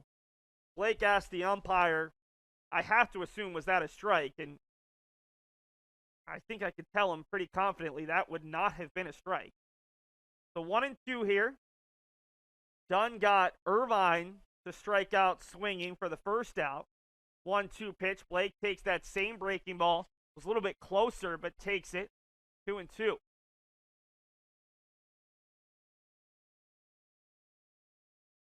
Honor out there at third base. The Beacons left him loaded in the third. 2-2 pitch.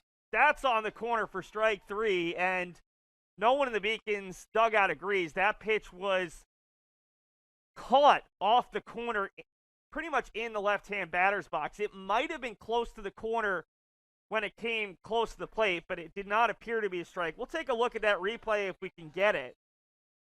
Big strikeout for Parker. A strikeout for Eastern pitching, and now he faces the lefty Tyrone, who grounded into a double play and struck out swinging on a fastball by Dunn with the bases loaded in the third. Just his 4th strikeout of the season. 1-0 here to Tyrone, who now it's up to him after each of the past 2 batters have struck out looking with the runner at third. What can Tyrone do? 1-0, swing, that's a mammoth hack, 1-1. Beacons have left 4 runners on in the last 2 frames. Looking to avoid doing a similar thing here in the 5th. 1-1, another swing and a miss. Tyrone, a little bit uncharacteristic, some long swings, hasn't been able to make contact. Can he change his approach here a little bit and put the ball in play? Preferably not right at someone. 1-2 to Tyrone. On the outside corner, strike 3. Tyrone didn't appreciate that one either. Parker comes in and gets the job done.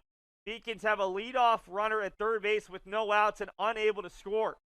Head to the 6th. It is 4-1 Eastern. Paris changed my life, and I got there through UMass. Those very specific seminal moments in Paris. The subway. A man in a tuxedo walked in, and a woman in a long gown. And it was stunning. It all hit me. It was like a lightning bolt. There was this world of beauty and style that I wanted to be a part of. That was the beginning of the journey. And that all came through the University of Massachusetts. And that was really a key moment for me. That's one of those moments you never forget.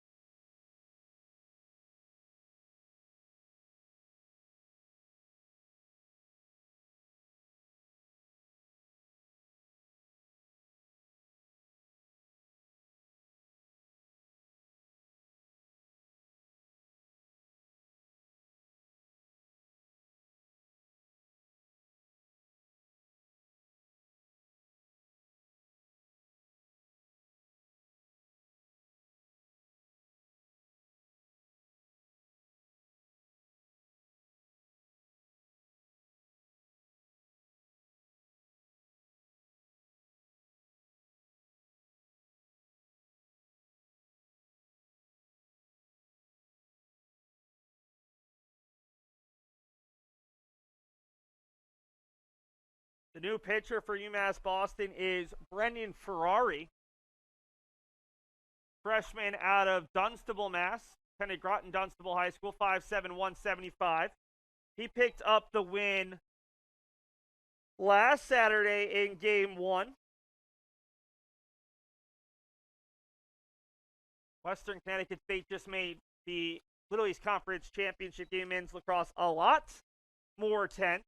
They just scored to make it 14-13 with 1:59 to go in regulation. Deacons had led it 14-11. Ferrari behind the count 2-0 here to Dean Slavin, who struck out in both of his at-bats against Dylan Ryan. Ryan's final line, 5 innings, 4 hits, 4 runs, 4 earned. Walked 1, hit 2, and struck out 10. 4-pitch walk from Ferrari. Ferrari comes in at 2-0, won both of his appearances, 8.10 ERA, 3 1/3 innings, 3 hits, 3 runs, 3 earned. Walked 4, struck out 4, allowed 1 double, opponents hitting .231 against it.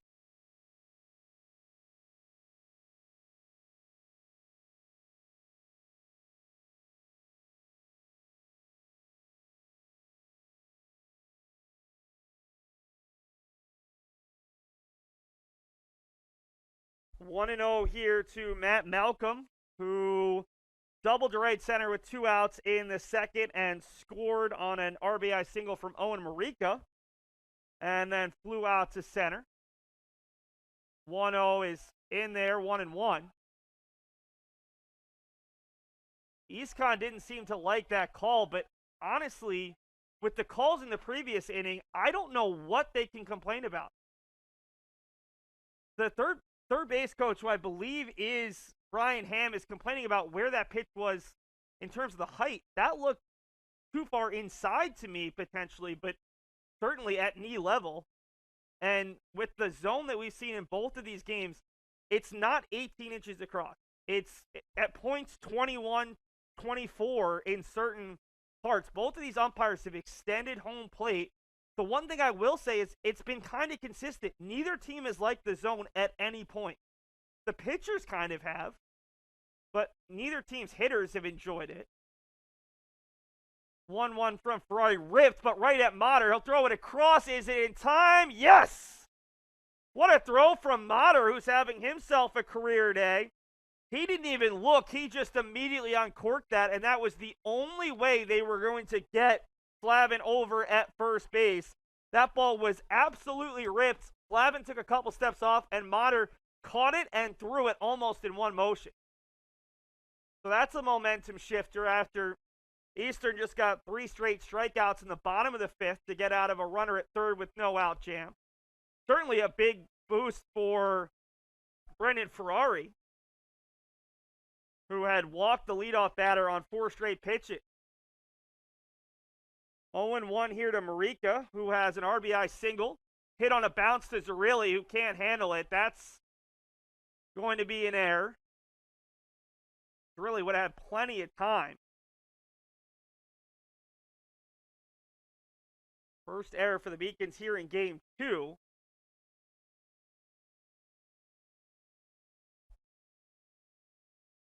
And Marika has now reached twice. Brings up Plantamura, who has been hit by a pitch and scored and grounded out to second.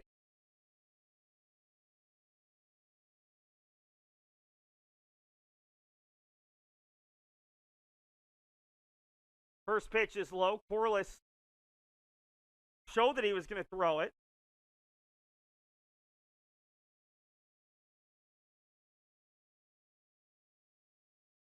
Minute to go in the lacrosse game. The Beacons have the ball and lead by a goal. Just have to kill off the clock.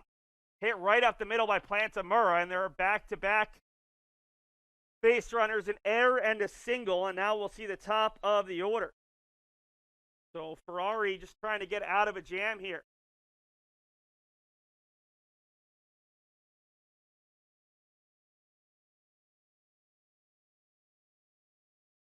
Walked the leadoff hitter, got a 5-3 double play on a liner, and now An error by Zerilli and a single up the middle by Plantamura bring up Claiborne, who has walked twice and flown out to left.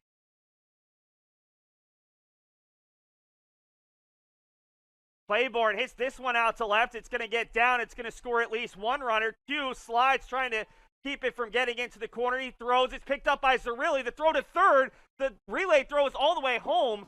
Zerilli never looked up. Now the throw is not going to come to third. It's two more runs. It's going to be an error on Motter, but honestly, if Zerilli just throws that ball home, I think they get the trail runner, Plantamura. Instead, the Beacons throw left field to shortstop to third base, thinking there was going to be someone at third, and that's a mental miscue on Zerilli. It'll go down as an error on Motter to allow Claiborne to move up. And the Beacons lacrosse team has just won their first ever Little East Conference Tournament Championship. Congrats to Tyler Lowe. And the Beacons baseball team, the Beacons lacrosse team, as John Masagno just added yet another extra base hit. That is his third of the day, fourth total hit, and it's now 7-1 in favor of Eastcon. All of these runs unearned.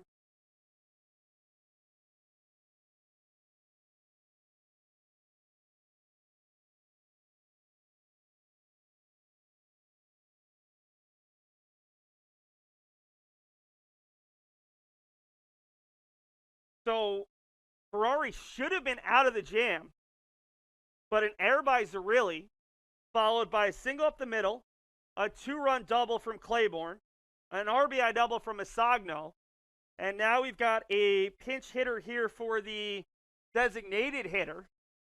It will be Thomas Acevedo, the sophomore infielder out of Miami, Florida, who attended Coral Reef High School. First pitch to Acevedo is in there for a strike.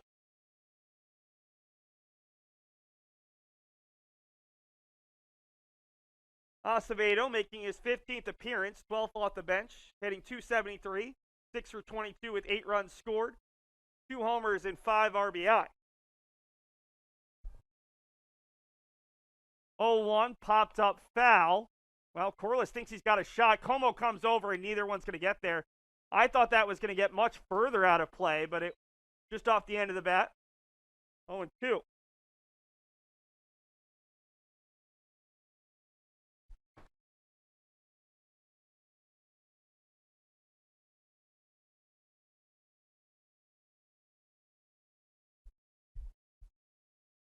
Ferrari looking to get out of this inning with just the 3 unearned runs.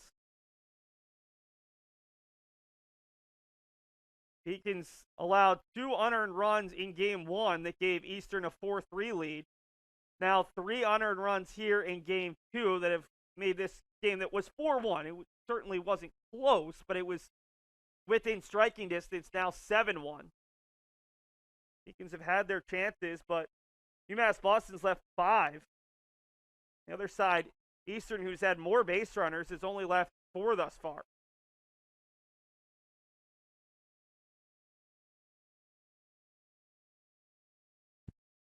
Three runs already in. Acevedo looking to potentially drive in another one. He's got Masagno out there at second base after a RBI double. Masagno with 3 RBI in this one after having a solo shot and a double in Game 1.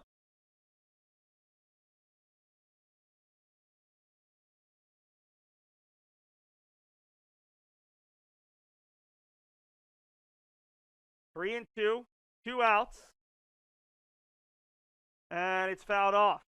Jack Rich, who started this game in the DH spot, 0 for 3, a pair of strikeouts and a fly out to center. –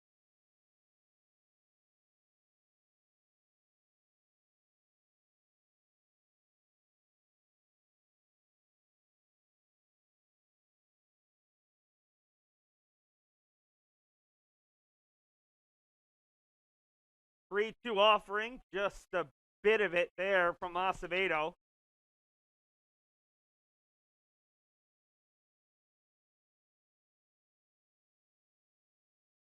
Just like the second inning, Eastern has struck for 3 runs with 2 outs. That's where they've done the majority of their damage here in game 2. The only run that hasn't come with 2 outs was Luke Broadhurst's solo shot to lead off the second. And Broadhurst steps up here with 2 on and 2 out.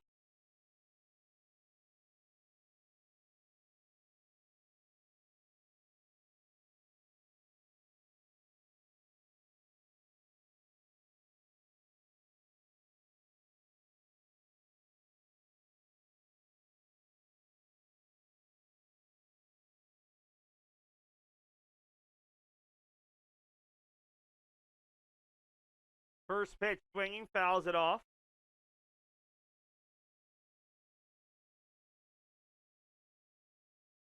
Tough outing here for Ferrardi as he faces his 8th batter. Honestly, this was not his fault. Routine comebacker to Zerilli wasn't able to handle, and that's been a big issue here in the inning. Allowed 3 runs to score on the Beacon's first error of the game. Scoreless wanted to throw down to first, but Como wasn't ready for the pick.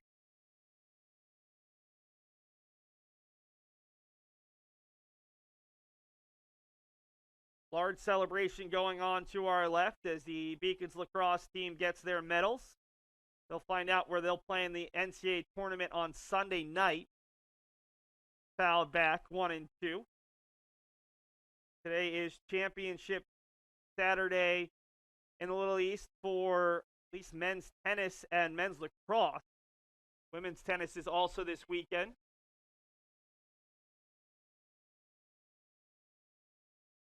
Baseball still has next week and the week after for the LOC tournament, as their tournament's starting a week later than normal. Broadhurst hits it out to right. Brookwell camps under it and makes the play, but Eastern scores 3 runs, all unearned, with 2 outs to take a 7-1 lead after 5.5. I did receive a non-athletic scholarship upon entering school. I got the presidential scholarship, which was huge for me. I think there's more opportunities for academic scholarships in Division III. I did receive academic scholarships. Just being involved on campus, being a leader, all those things combined kind of get me recognized. It's a great experience for me.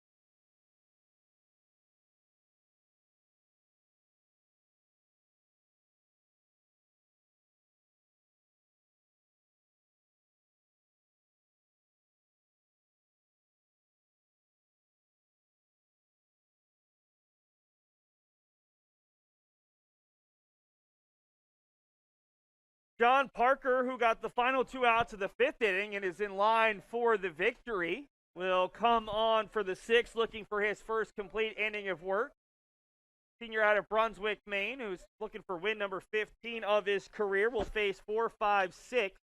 Corliss, Cue, and Como. He came on with the runner at 3rd and 1 out and was able to strike out Aiden Blake and Curtis Tyrone, both by strikeouts looking. Beacons have struck out 9 times today.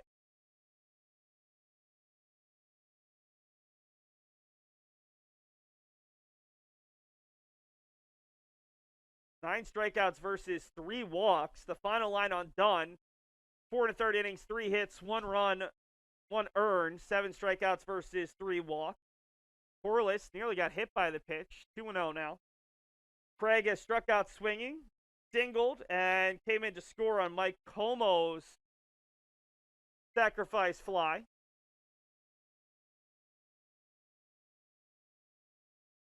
Corliss takes it on the outside half. 2-1.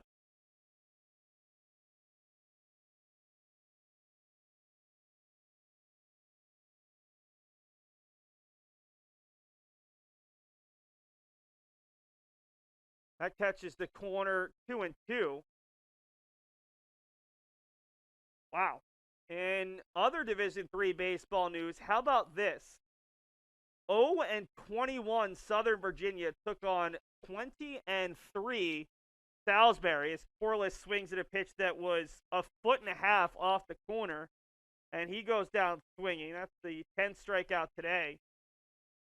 In that game between Salisbury and Southern Virginia won their first game of the season, 7-6 in 23 innings.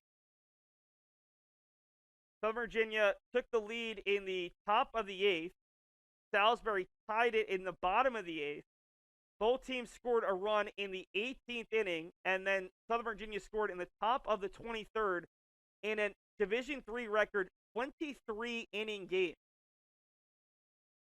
That's really showing a lot of pride. You're 0-21, and you play the longest game in Division III history, and you beat the number 3 team in the country. They had 3 different pitchers pitch 6 or more innings in that contest. Back to Monon Park, 2-1 here to Thomas Cue, who was flown out to right. Singled through the right side, stole second, and was stranded at second. One of 5 stranded base runners for the Beacons over the past 3 innings. 2-1 misses wide as the Beacons just look to put the ball in play against Parker, who struck out all 3 batters he's faced.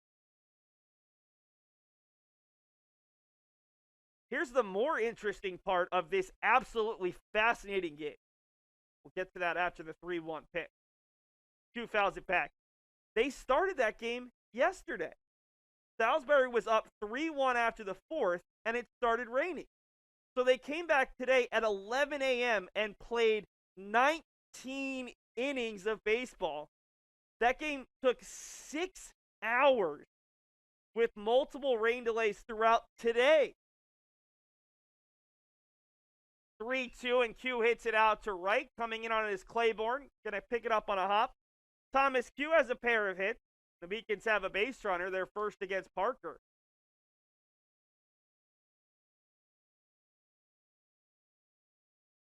They have another game that just started, that was supposed to be played today and had to start much later than it was supposed to. This is just an absolutely... This is one of those games you'll talk about for a while. At least those players will. Chance for a 4-6-3 double play on Como, the throw across, and it's there in time. That will do it for the Beacons. They get a hit, but another double play, the second of the game for Eastern, retires the Beacons.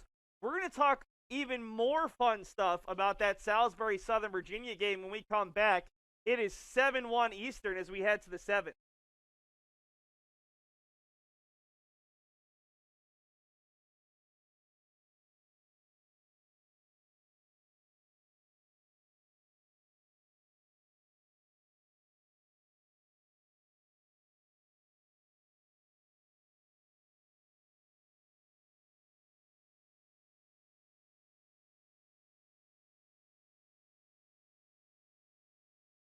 I did receive a non-athletic scholarship upon entering school. I got the presidential scholarship, which was huge for me. I think there's more opportunities for academic scholarships in Division III. I did receive academic scholarships. Just being involved on campus, being a leader, all those things combined kind of get me recognized. It's a great experience for me.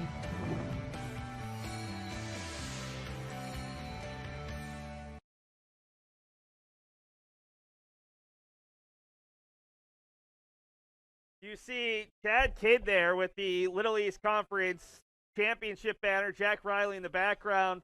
The Beacons lacrosse team winning their first ever title, 14-13. Let's wrap up this fascinating game between Southern Virginia, a winless team, and Salisbury, the number 3 team in the country in Division III baseball. We told you about the fact that they played 19 innings today, the fact that it ended in the longest game in Division III history. Bring you a couple more fun facts. Luke Weddle, the third baseman for Salisbury, went 3 for 12 with a run scored, 4 strikeouts, and 8 left on base. 12 at-bats in 23 innings. Salisbury, though, made a very interesting decision and they only allowed their DH, who was hitting fifth, to have 3 trips to the plate. He went 0 for 1 with 2 walks. They used 7 different batters in the DH spot, including the 5th guy, Matt Padaway, who went 1 for 4 as a pinch hitter at one point. Brendan Ferrari gets a ground ball foul down the third base side, 2-1. Southern Virginia, we talked about it, used 5 different pitchers. One of their pitchers walked a batter, and that was his day. Did not get an out. Salisbury used 8 different pitchers. Justin McDermott allowed 2 hits. He didn't get an out. So in a game that went 23 innings, there was a pitcher on both teams who did not retire an out, and they're playing another game today. Good luck to those bullpens.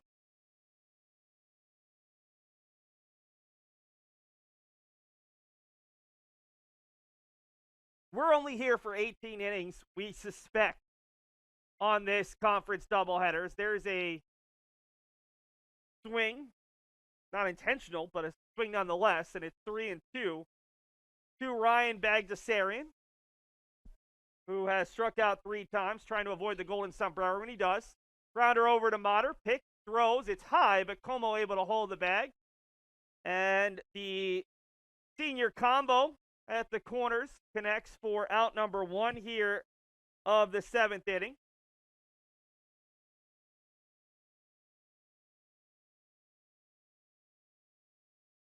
Brings up Dean Slavin, who has struck out looking twice and walked, but was erased on that 5-3 double play back in the 6th.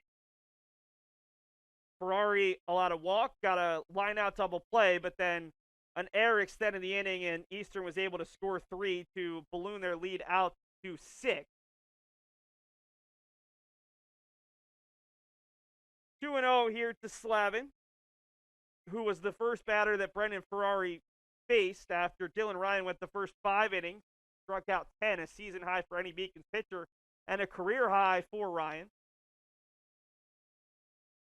Man, there's a lot of no-hitters going on recently. Hartford baseball down in Connecticut just had a no-hitter. Their second ever in as a Division I program, as there's ball 4, second straight walk to Slavin. Third walk that Ferrari has allowed. But Eastern Connecticut threw a combined no-hitter yesterday. There was a no-hitter by, it was Wade Miley last night in Major League Baseball. John Means had one earlier this week.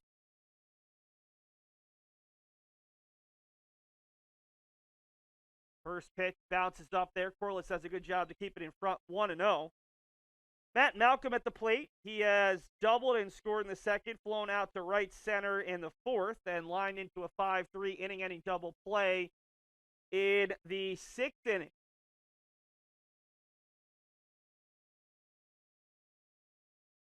(1-0) from Ferrari. I don't know where that pitch missed, but it's 2-0.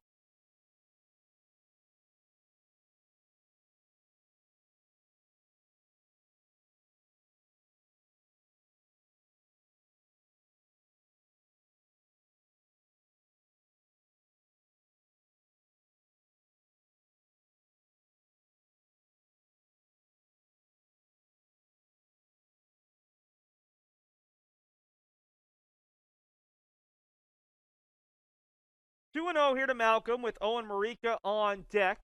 Dean Slavin over there at first base. Hit hard up the middle, but it's going to get past the diving effort of Blake. And there are 2 on with 1 out. Malcolm's has himself a 2-hit game. Marika has an RBI single and a run scored. Ground out to shortstop and reached on an error by the shortstop Zerilli and came in to score as part of that 3-run 6. This is likely Ferrari's inning, although the Beacons have a lefty warming out in the pen.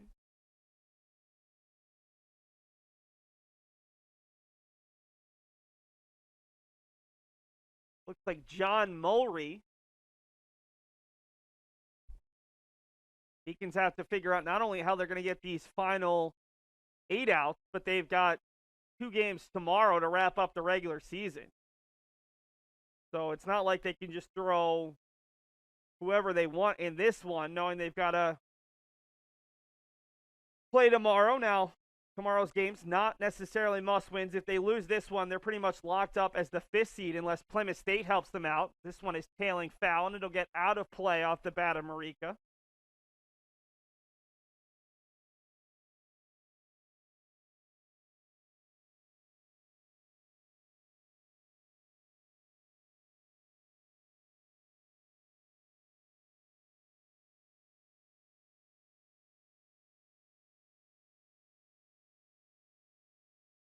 Oh, 2 coming to Marika with 2 on and 1 out. That is off the corner, right where Corliss wanted it, but no chase from the junior shortstop out of Haddam, Connecticut.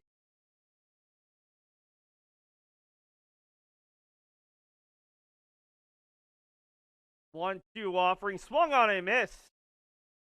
Ferrari gets his first strikeout, 11th for Beacon's pitching. And it brings up Noah Plantamura, second baseman who's been hit by a pitch and scored, grounded out to second, singled up the middle and scored in his 3 trips. He's had a nice day today, has Plantamura. Had a couple hits in game 1, been a thorn in the Beacon side out of the 9-hole. First pitch to Plantamura. Low strike on the outside half. I'm sure there's some guys in the Eastern Connecticut dugout who did not like that call. They've been complaining about the low strike. Beacons were pretty adamant in game 1 that the home plate umpire was missing some calls. Ball is hit hard, but right at Blake, who bobbles it, has time, picks up, throws, not in time.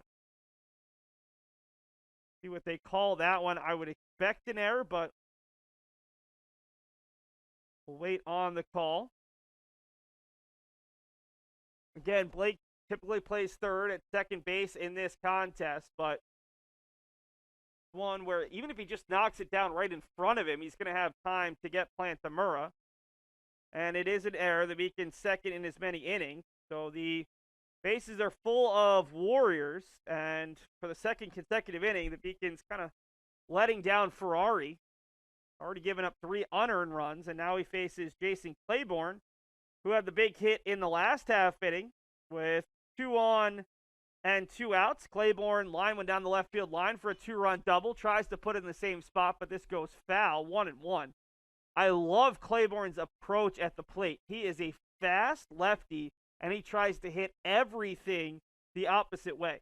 If it's on the ground, it's a tough play for the third baseman or left fielder. If it's down the line, no one's shading in that way. This one's hit out to center. Going back on it is Irvine towards the track, looking up, and he makes the catch right on the warning track. Long run, but that is a big play to keep this game at 7-1.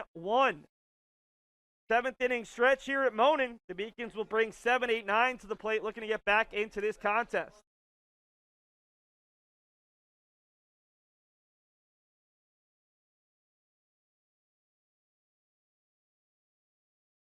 I'm the first undergraduate alumnus to lead this university. I'm very proud of that. I was literally able to transform my life because of the University of Massachusetts, and I want that for every single student that walks through the door.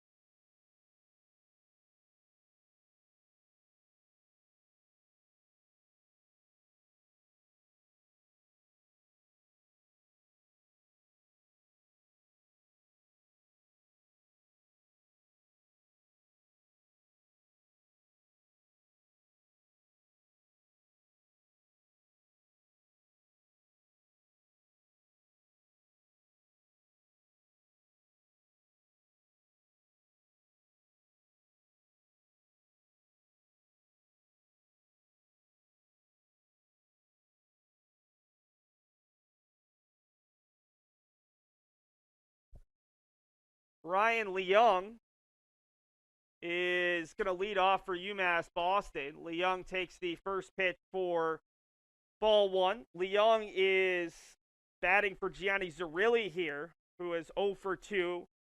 Also committed an error. So Zerilli's day is done, battling a bit of an injury as well. Doesn't make it any easier. Leung hits it over to the third baseman Broadhurst, takes it on a hop. Laser of a throw across, and Leung is retired. We expect Leung to play second base, and Aiden Blake, who's playing second, likely to move over to short. Beacons are in the midst of a bit of a pinch hitting run. We'll see Nick Palma come on for Steve Brookwell.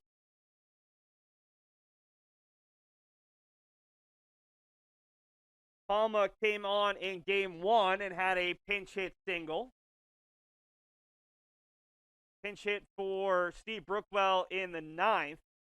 Single through the right side. Moved up to second on a wild pitch. This is softly hit ball to the second baseman. And that's an easy play for Eastern's Chris Malcolm, who is just into the game at second base. They've also replaced the shortstop. Actually, no. The second baseman, Plantamuro has moved from second to short.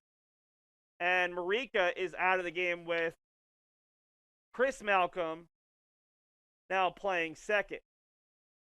The change that Eastern has used quite a few times this season. 2 outs in the inning for Noah Motter, who is walked, singled, and been stranded at third base. First collegiate hit for Noah Motter here on Senior Day.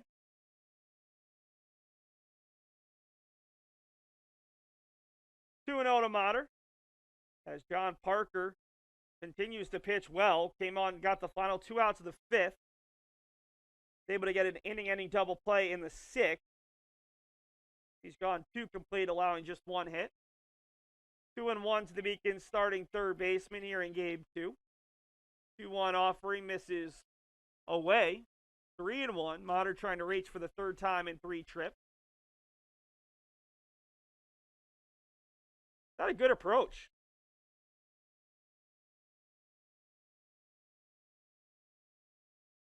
Not trying to do too much. 3-1. Fouls that off.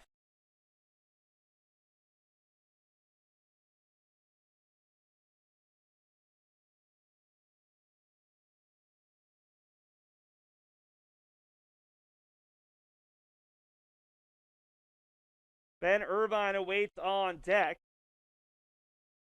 Beacons look to get something going. They have scored in 1 inning in both games, but that's been it.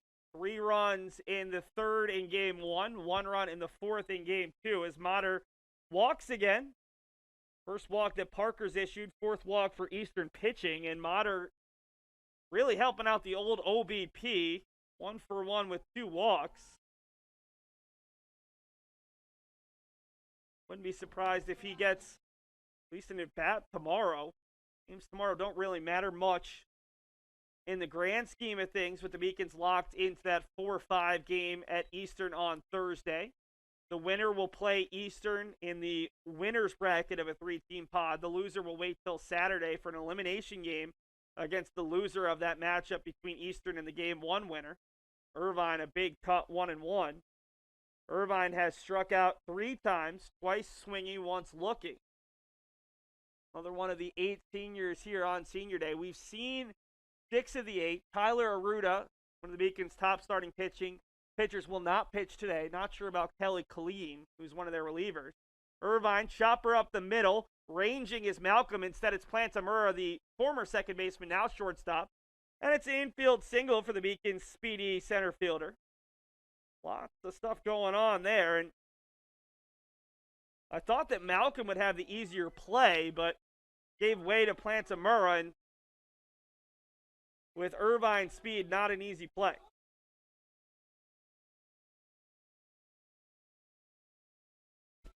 Brings up Aiden Blake, who has walked, reached on an error by the third baseman Broadhurst, and struck out looking. Going to see a meeting in the mound right now. I wonder if Eastern's going to go back to the pen. They do have someone warming. Haven't seen any indication, but nope, just going to be a chat for the moment.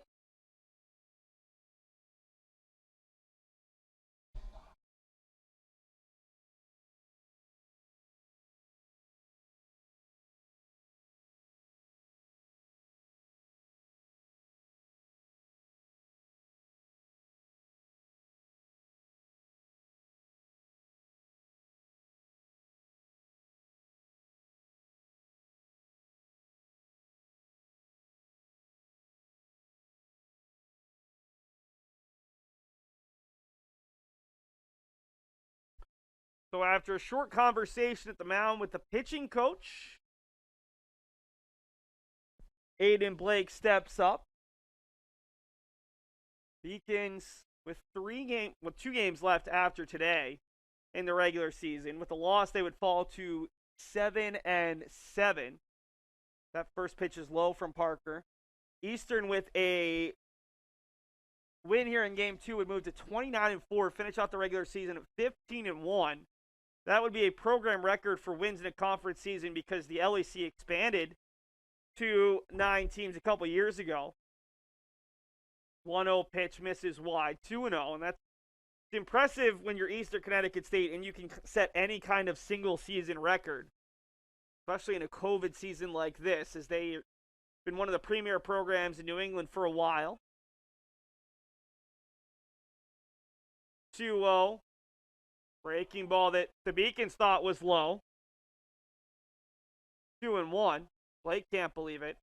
Realistically, Eastern and Southern Maine were the top 2 teams in New England for the longest time. The Beacons kind of broke into that about 2016. Started winning the conference and the regular season and then the tournament. Made it to College World Series in 2010, 2017, and 2019. Eastern is kind of fallen on harder times since the retirement of Bill Holowati in the early 2010s, but this is certainly one of their best-looking teams since then. The 3-1 offering misses wide, and the Beacons have loaded the bases here with 2 outs. A walk, an infield single, and a walk for Curtis Tyrone, who is 0 for 3. That's a rarity. Has hit into a 4-6-3 double play. Struck out swinging, struck out looking. And he's going to have to face a new pitcher. We'll take a commercial break and bring you the name and numbers on what looks like a left-handed reliever, as Tyrone going to have a little bit of a tougher time facing another lefty-lefty matchup.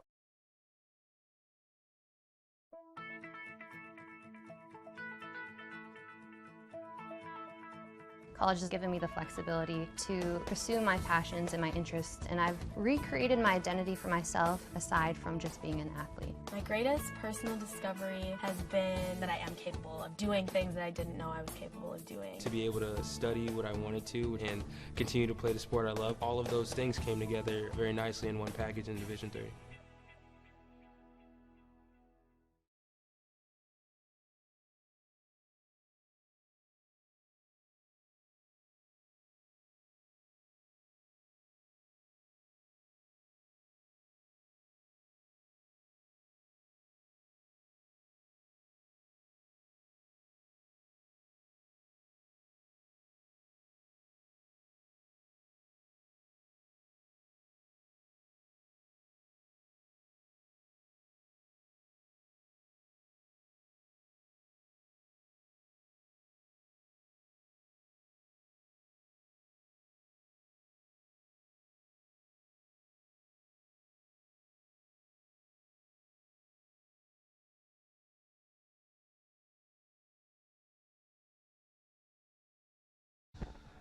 The new pitcher for Eastern Connecticut State University is Jordan Federer, the senior lefty, 5'7", 210, out of Plainfield, Connecticut.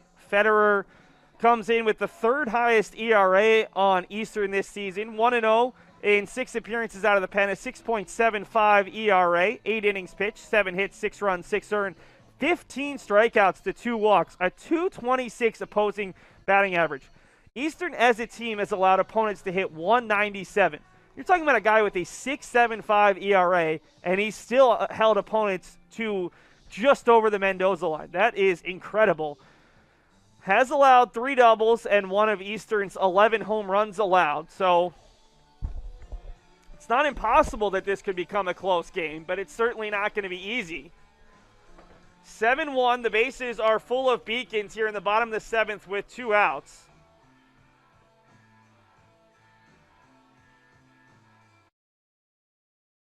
Curtis Tyrone, the Beacons' 3-0 hitter, steps to the plate.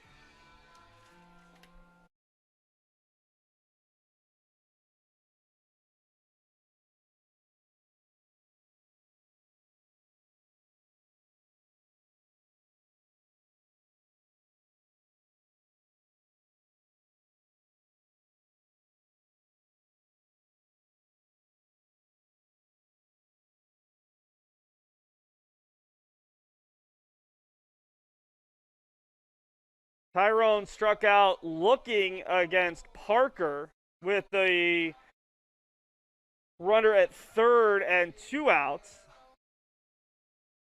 Now he's looking to potentially drive in multiple runs here with 2 outs and the bases loaded.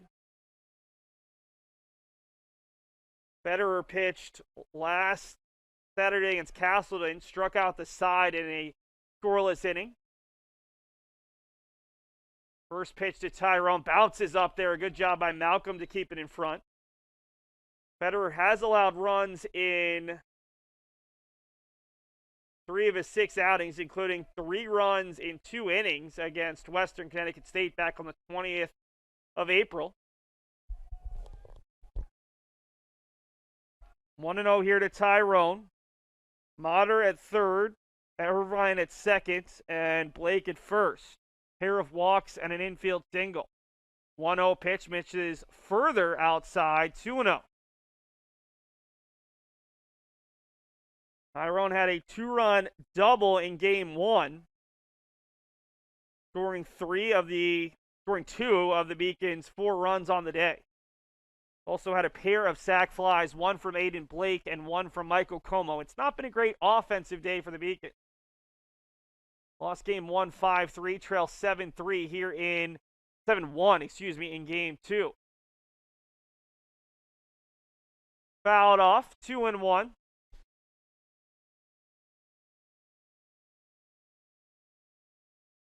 Never want to get swept on senior day.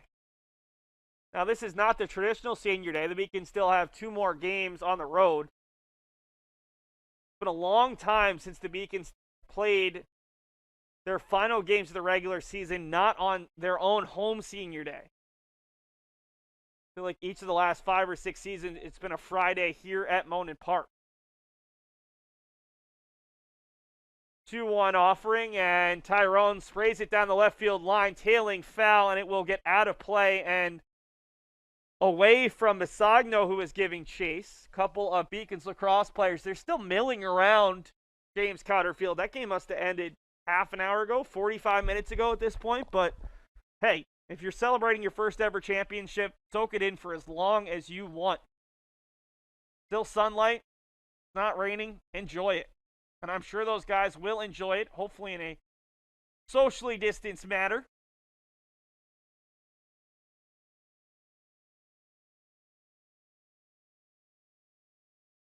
Two coming, 2 outs, bottom of the 7th. The Beacons have the bases loaded. Already stranded 5 and hit into 2 inning-ending double plays. They've had chances in this game. Federer's 2-2, bounces up there again, and Malcolm able to keep it from getting back to the stop. There easily could have been 2 wild pitches in this at-bat alone.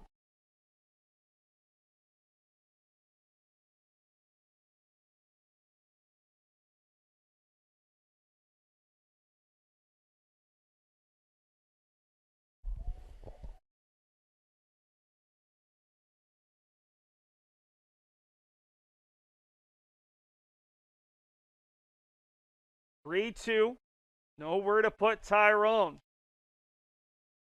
Runners will be in motion here with 2 outs. The 3-2 pitch, Tyrone fouls it off. It's going to get out of play. The final line on Parker as it stands, it certainly can get worse. 2 innings, 2 hits, no runs, 0 earned. It could become as many as 3 runs, 3 earned. 2 walks and 3 strikeouts. Inherited a runner in the 5th at third base with 1 out and got back-to-back strikeouts. In fact, struck out each of the first 3 batters he faced, but ran into some trouble here in the 7th with 2 down. 3-2 from Federer, and Tyrone lifts this one. This could stay in play down the left field line. Broadhurst in foul territory, and it's going to get just out. That was a lot closer to staying in the complex. Again, I've been saying it all day. Tyrone's not an easy guy to strike out, although he is 0 for 3 with the grounder into a double play and a pair of strikeouts in this game. Although, strikeout looking back in the 5th was a pitch that Curtis probably didn't think was a strike. Dominic Rivetto has not gotten rave reviews from either dugout. Motter at third, Irvine at second, Blake at first as the Beacons look to cut into this 6-run deficit. The 3-2 from Federer. That is on the outside corner, strike 3. We head to the 8th. It's Eastern 7, UMass Boston 1.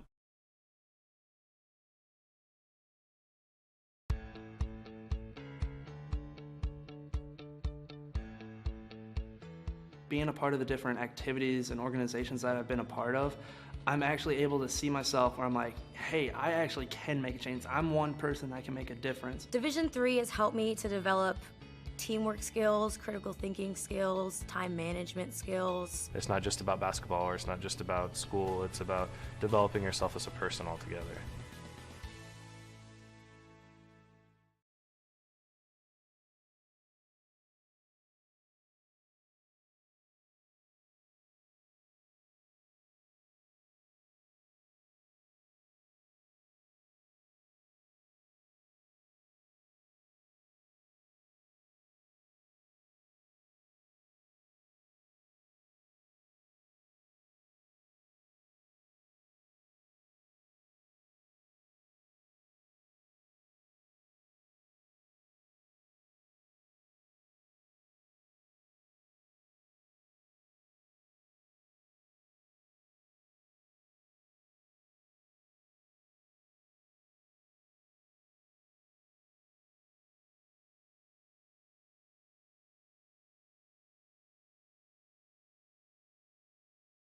UMass Boston will bring out their third pitcher of the day. It's John Mulry, the sophomore out of West Roxbury, Mass. 5'11", 185, attended Catholic Memorial High School. You see it up on the screen, 0-0 at the 16.2 ERA in an inning and 2/3 inning.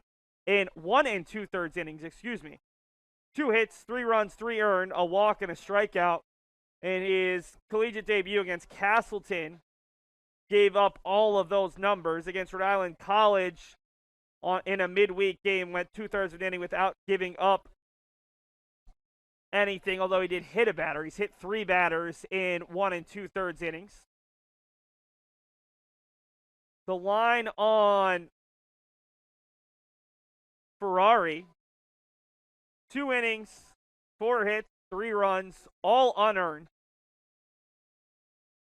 3 walks and a strikeout. 11 strikeouts on the day for the Beacons. We are into the top of the 8th. It'll be 2-3-4 for Eastern. Wonder if we'll see any more pinch hitters. Masagno stays on. Thomas Acevedo is in the on-deck circle. We saw him pinch hit back in the 6th inning for Jack Rich. Doesn't feel quite like a blowout, but it does feel like the Beacons are going to need a monumental inning to get back into it. They've scored 4 runs all day. They've had their chances here, especially in Game 2. Masagno will foul the first pitch off.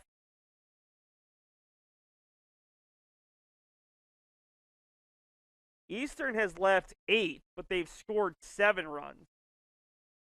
The Beacons have left 8, and they've scored 1 run.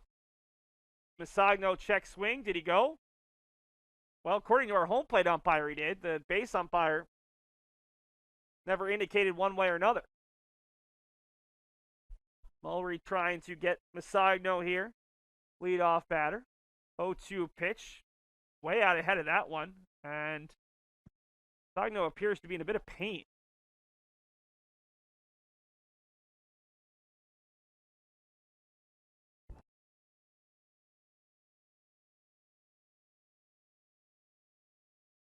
Last thing you want is any kind of injury here if you're Eastern or UMass Boston heading into the postseason. Especially to a guy like Masagno, who has been so good as a senior. Breaking ball misses out wide, 1-2. Remember, UMass Boston back in action tomorrow. Noon and 3 at Keene State. And then they will be at Eastern Connecticut State next Thursday, hoping to win game 1 and get a chance against the Warriors. There's a check swing, and Masagno goes down swinging. First strikeout for Mulry. 12th for Beacons pitching. Brings up Thomas Acevedo, who walked and was stranded at first base back in the 6th. The one thing that UMass Boston has going for them that some of the other teams in the conference don't necessarily is, and Eastern has the same advantage, depending on how they want to use their staff. Eastern did not throw Josh Vincent against the Beacons. Their ace who threw a combined no-hitter yesterday. The D2 transfer out of Chowan University.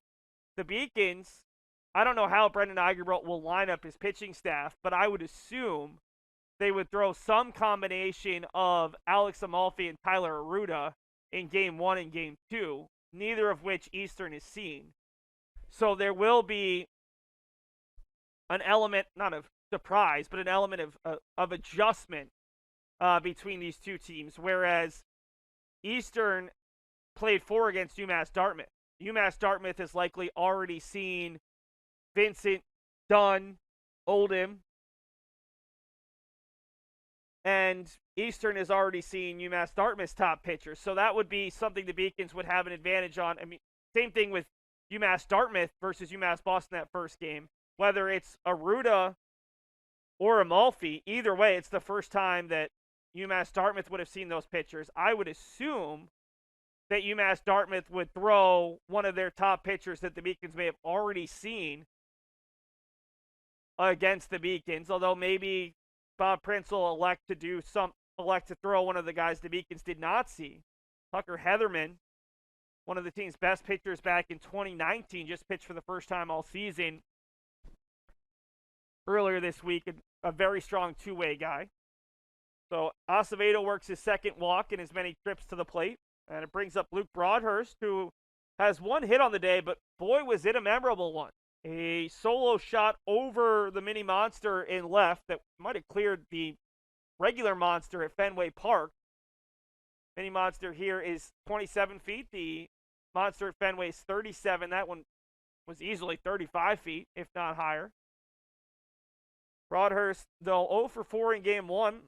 1 for 4 here in Game 2. Definitely going to bring down that 447 average as it's 1-2 on another pitch that might not be a strike on another day. Mulry looking for a scoreless 8th inning. The 1-2 pitch inside, and Broadhurst holds up. Mulry looks really tough right now to right-hand batters. Saw Masagno struggling, couple of half swings, and even Broadhurst there was struggling to hold off that breaking ball that cut inside. 2-2, swung on and missed. Mulry's got a pair of strikeouts.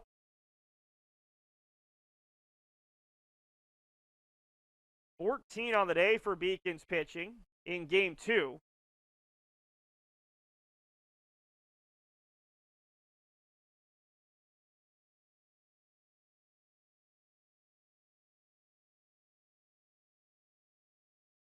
Mulry, low strike on the outside half to Ryan Bagdasarian, who has struck out 3 times and grounded out to third.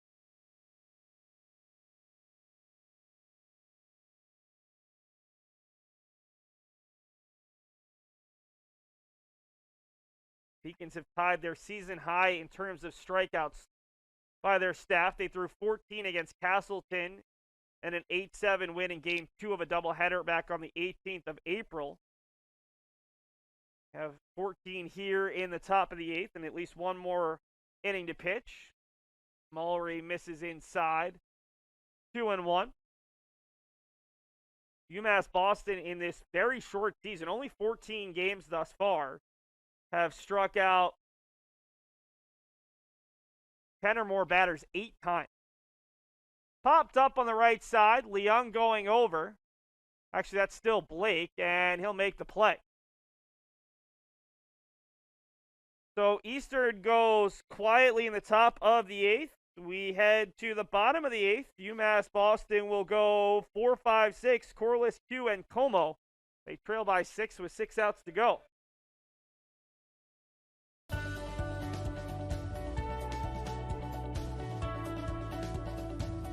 I just wanted to get good grades and to do well. But it also made me realize that I have a lot of career goals. You're there to get a full college experience, not only participate in your sport, but participate in things outside of that, and it's all about growing as a person. My coaches have helped me with figuring out who I really am. Their lives are dedicated for us to succeed.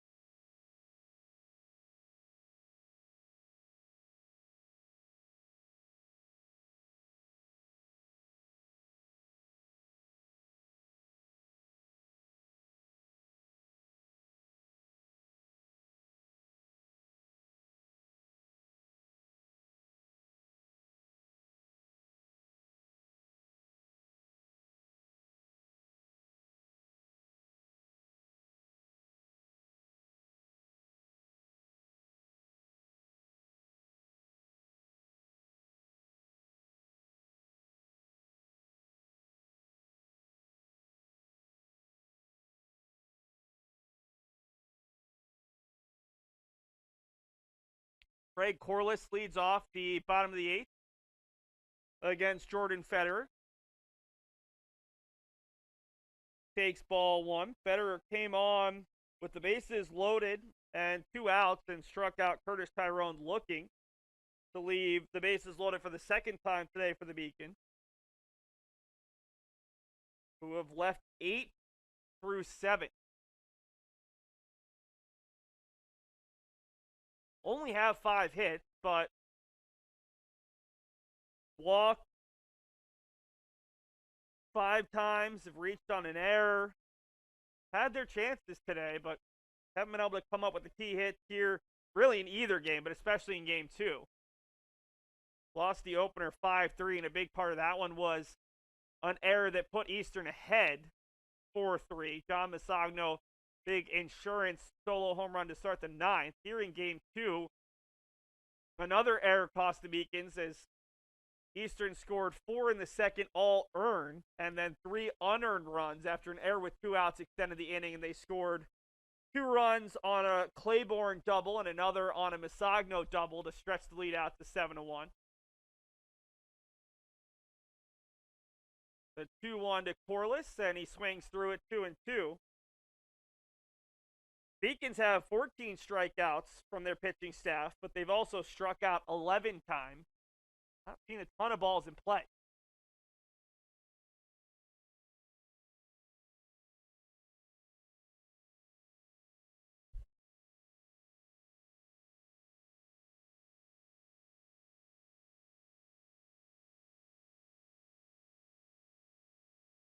Lots of noise coming from the Eastern Connecticut State dugout. Got a lot to be excited about. On the verge potentially of their 15th conference win in 16 games. Is that too far inside?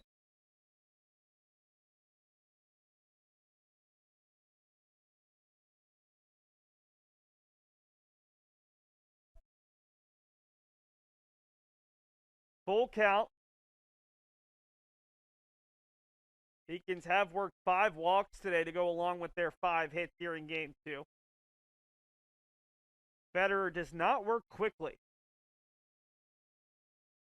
The 3-2 offering low and outside, and it's another walk. The Beacons have put runners on in all but 1 inning today.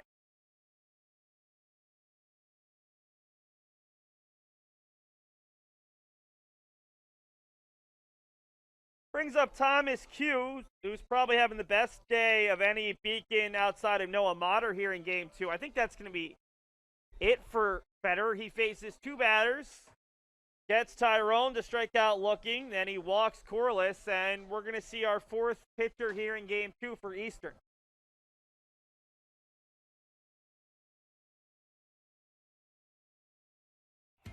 Something I discovered in myself is that if I have a goal, then I can accomplish it. It's a well-rounded experience. At a Division III school, you primarily a student athlete, so the school is really shaped around you developing yourself as a complete individual. It helps a lot that you have a family with your team that can guide you.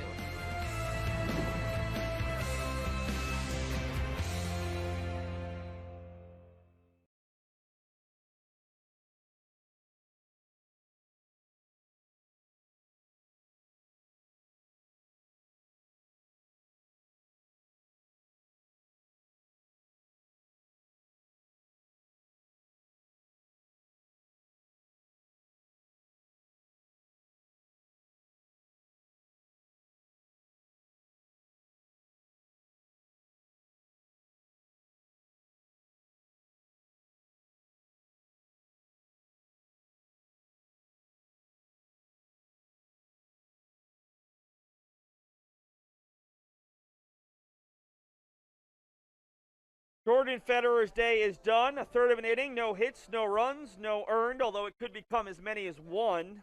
1 walk, 1 strikeout. He gives way to Matthew Wooten.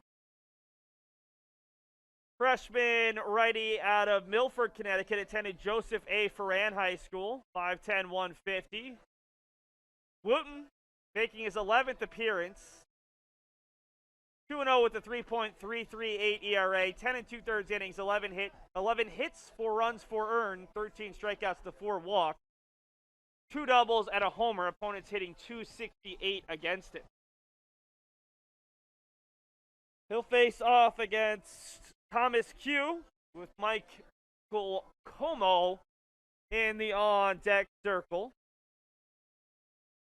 Comes on with no outs and a runner on first here in the 8th.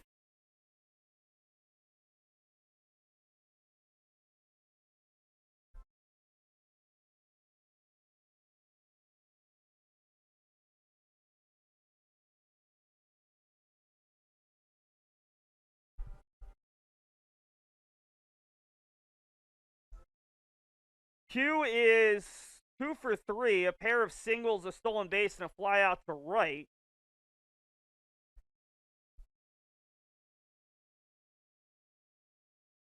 Only player with multiple hits for UMass Boston in game 2. Noah Motter in the 9-hole is the only player who has reached more than him. has walked twice and singled. Cue fires one down the left field line, but he sprayed it foul. Did not have a good game one. 0 for 4 with 3 groundouts to short and a pop-up to second, but is bounced back here in game 2 against Aiden Dunn, and now the third reliever of the day for Eastern Connecticut State. John Parker is in line for the win. 1-1 breaking ball is a good one, but outside, 2-1. Dylan Ryan would be a tough luck loser, a career high 10 strikeouts, but gave up 4 runs, 4 earned in 5 innings of work. Eastern won game 1, 5-3. They lead 7-1 here in the 8th. Fires in a fastball, 2-2.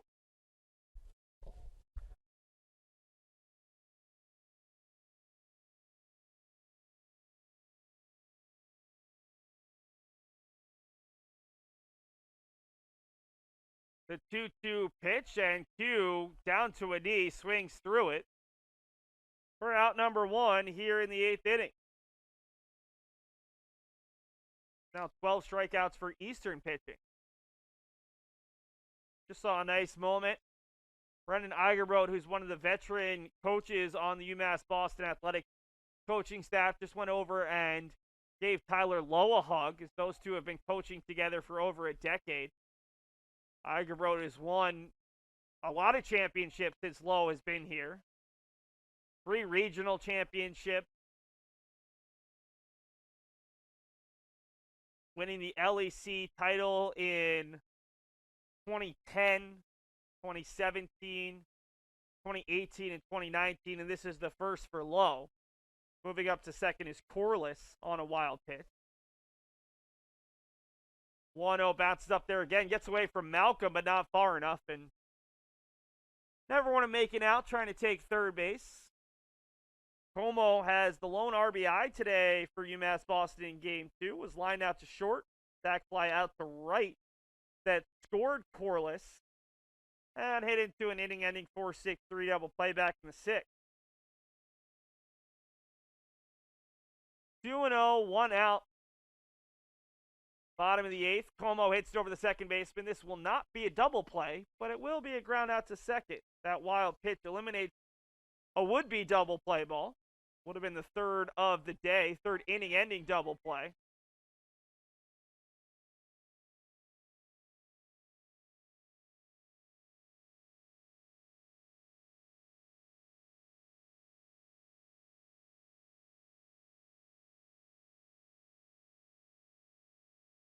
Brings up Ryan Leung, who grounded out to third in his first at-bat back in the 7th as a pinch hitter for Gianni Zerilli. Stayed in the game at shortstop. Thought he might move over to second. Nick Palma is in the on-deck circle. He was another pinch hitter back in the 7th. There's a good breaking ball from Wooten that is high.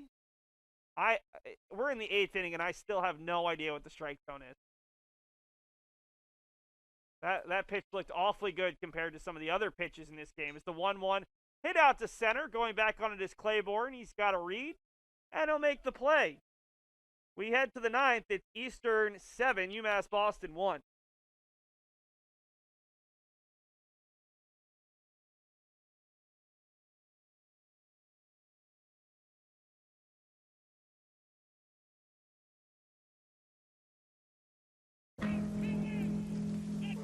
Celebrate the soggy shoes and the slow starts. Celebrate the lessons learned along the way.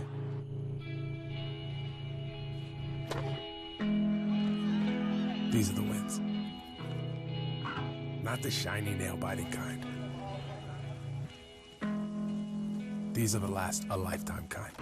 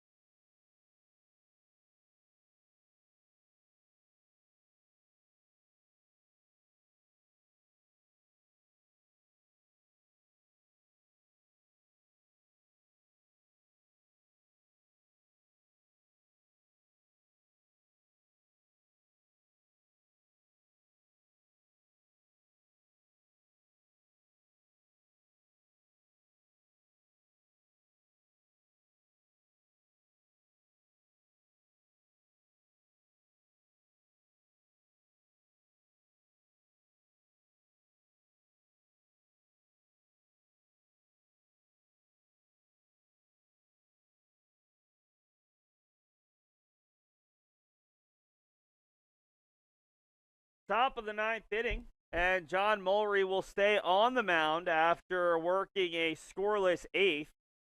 Walked the leadoff batter, then got a strikeout swing and ground out to second and flew out to center, and I'm looking at the wrong half inning.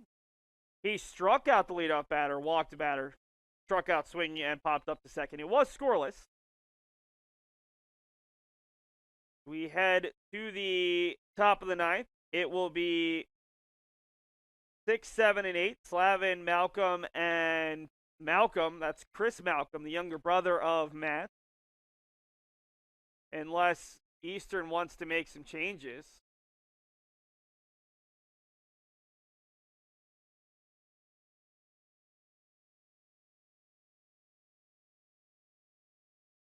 A little bit low.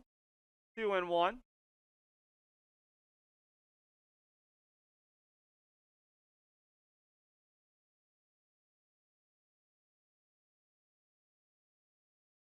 Too far inside. 3-1.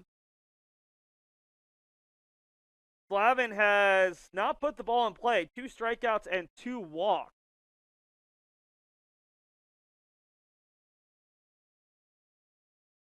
Chopper down the third base line. Motter picks, fields, throws, and it's in time. Really nice to see Noah Motter having a strong game like this on senior day. Clearly, it's not going the way the Beacons want, but Motter's played a clean game defensively. Walked twice. Had his first collegiate hit. One of those senior day moments I'm sure he'll never forget. Family unable to be here in person, but hopefully watching the game either from just outside Monin Park or back at home in Texas. First pitch swinging is Matt Malcolm, fouls it down the left field line. He's got a double, a single, a run scored. He's also hit into a 5-3 double play and flown out to center. Takes a breaking ball on the inside half. And the one thing I'm loving about Mulry right now is he is pitching quickly. Gets the ball, gets the sign, and wants to work. 0-2, just misses wide. 1-2.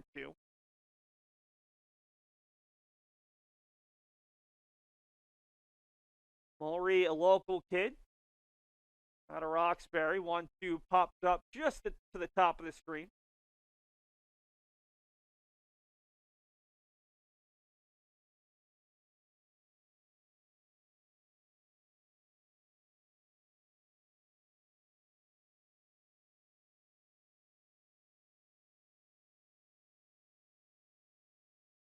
These two teams will be in the same pod next Thursday to begin the LEC tournament. Could very well match up in game number 2.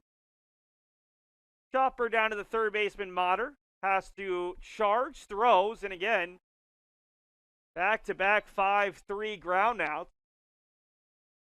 Motter's played well defensively at third base.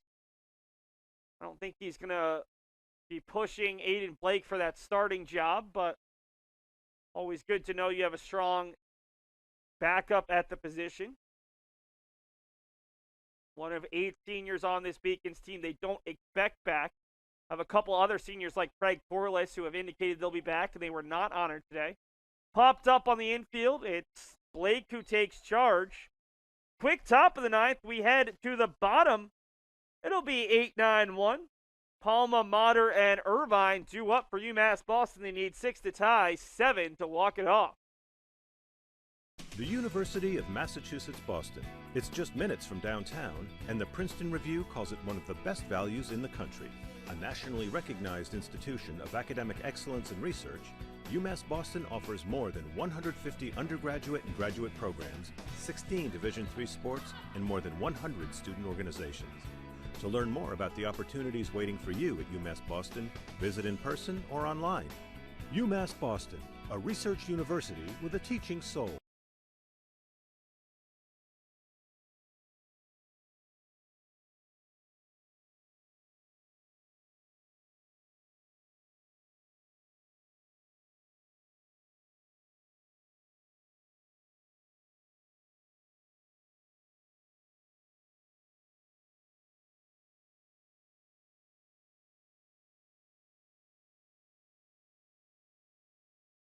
Got another pitcher for Eastern, their fifth here in game number 2. The final line on Matthew Wooten came in with a runner on first and no outs in the 8th. Did not allow a hit or a run scored. The new pitcher is Zach Player for Eastern Connecticut State.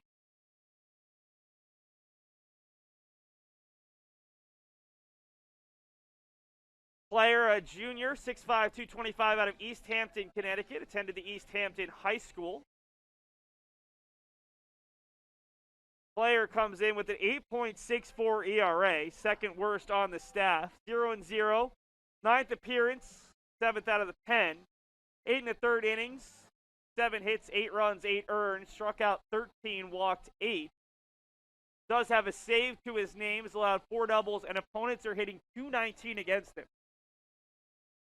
I mean, it's just wild. Even the guys who have struggled in terms of an ERA for Eastern still have an opponent's batting average well below 300. Typically, high ERA equals high opposing batting average, but not the case for this Eastern staff, who, again, came in allowing opponents to hit .197. The Beacons have 5 hits here in game 1. Or in game 2. Wow, this is definitely not game 1 anymore. And only had 7 in game 1. So 12 hits on the day. Nick Palma steps up, grounded out to second as a pinch hitter for Steve Brookwell in his first at bat. He's 1 for 2 on the day. Had a pinch hit single in the 9th in game 1. Here at a Peabody Mass, who stayed on in right field. 0-1. Misses, 1-1.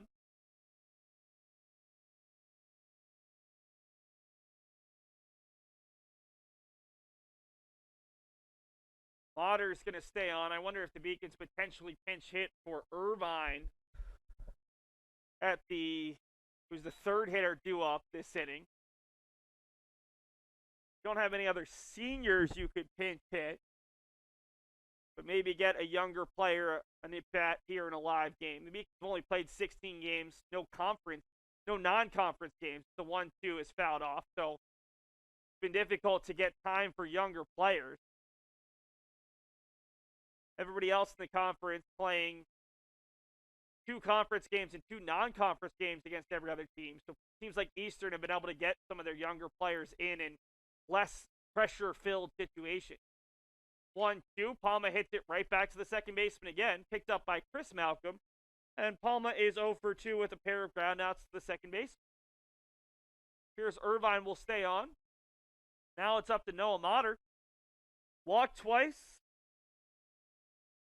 singled, and was stranded at third base back in the 5th.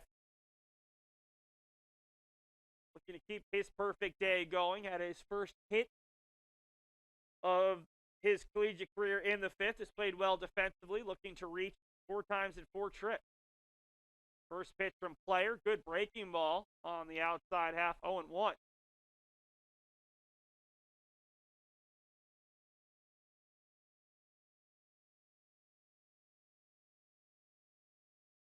The 0-1 offering is off the corner, 1-1.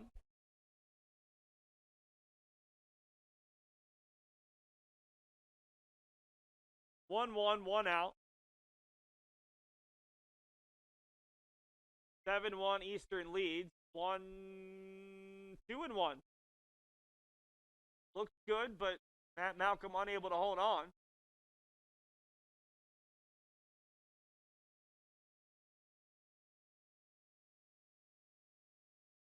Two-1 offering up high, 3-1. I'm gonna guess that if it gets to the 3 spot in the Beacons lineup, Curtis Tyrone is done for the day. He's had a rough game too, and he's in a full-on jacket right now. My pinch hit for him.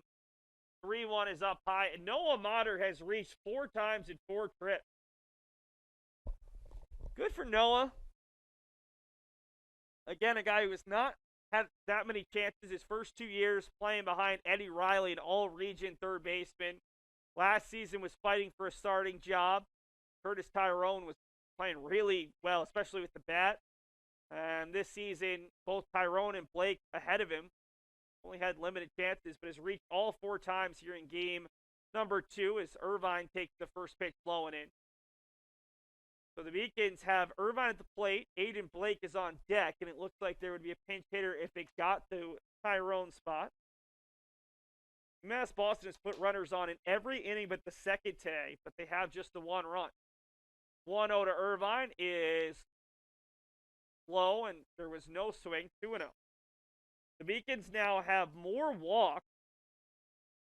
Well, Beacons have had more walks. Beacons have 7 walks to just 5 hits in this one. Maybe that speaks to the opposing batting average, as Eastern has walked more batters than given up hits.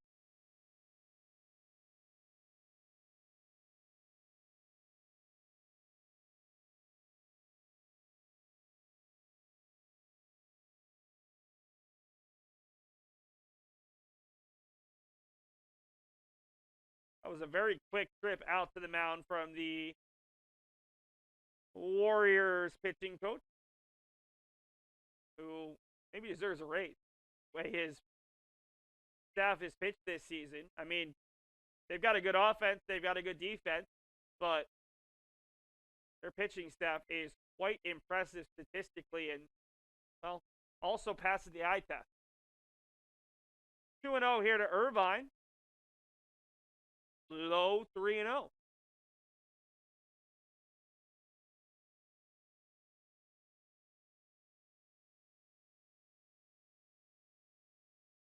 Motter over there at first base, and that one's right down Broad Street, 3-1. Don't think they're putting Motter in kind of motion here. Way Malcolm throws. 3-1, hit right up the middle, knocked down off of the pitcher player, and that's going to be an infield single. A similar kind of play where D'Anciolo got hit, the Beacon starting pitcher in game 1. Players just waving everyone off. I'm okay, let's keep this going. We're going to see a pinch runner, Danny Colazzo, on for the second time today. Irvine will end this one 2 for 5, struck out each of his first 3 times, but a pair of singles in his last 2 at-bats. And Brian Ham is going to come out and check on his pitcher just in case. Player says he's okay. Looks like it hit his right foot. 2 on, 1 out for Aiden Blake. There is someone warming for Eastern, but I assume this is just to make sure that if this gets a little bit out of hand, that they have someone to close it, as the Beacons still need 6 runs to tie here in the bottom of the 9th inning.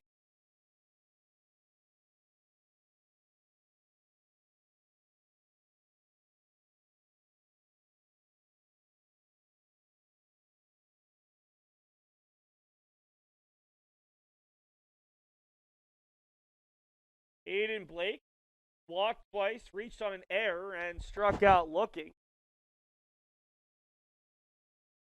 First pitch from player, swung on and missed, 0-1.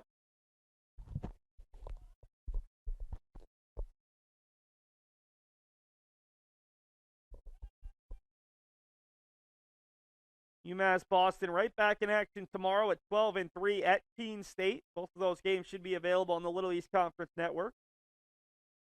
Final 2 games of a 16-game regular season for the Beacons, who started a month later than most teams in the conference.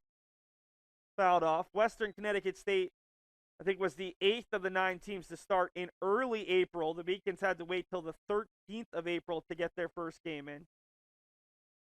Certainly been a learning curve for this Beacons team, or just like, not even a learning curve, but maybe an adjustment curve, as they've been taking a while to get fully game ready, as Blake takes strike 3 on a pitch he thought was well off the corner. And there are 2 outs with 2 on for the pinch hitter, Kevin Carrera, freshman catcher / outfielder out of Sandwich, Mass. 5'8", 175, attended Sandwich High School. Saw Carrera have a sac fly, his first collegiate RBI last weekend against Plymouth.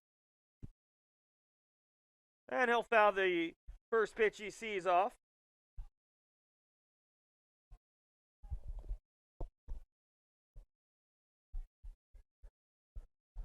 Monter at second. Collazo at first. Beacons look to extend this game at least one more batter. 0-1, fouled off, 0-2. They will not pinch hit for Corliss, the cleanup hitter. Carrera on the season, 1 for 2. RBI, strikeout.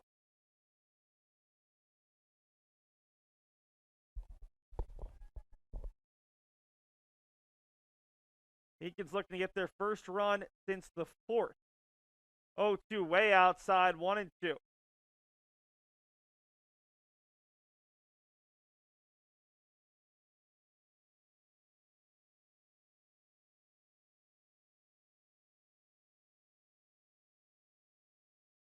The 1-2 offering, Carrera fouls it off. Now, this doesn't feel like a big spot with the 6-run lead, but this is certainly a good chance for Carrera to kind of prove himself. Obviously not a starter here as a freshman, but trying to gain time going down the line as he swings and misses, and that will do it. Eastern takes the doubleheader 5-3 and 7-1. They improve to 29-4. They end the conference season at 15-1. Beacons fall to 7-7, 7-7 in conference play. They will travel to Keene tomorrow to close out their 16-game regular season. That'll do it for us here at Monin Park. My name is Seth Dorensky, the broadcaster. Great work by our director and instant replay operator, Allie Crawford, our graphics operator, Gina Albano, and our camera operators, Addie Buddington, Sarah St. Dorin, and our third base camera operator, who I haven't met yet. So that will do it from Monin Park. Should be the last broadcast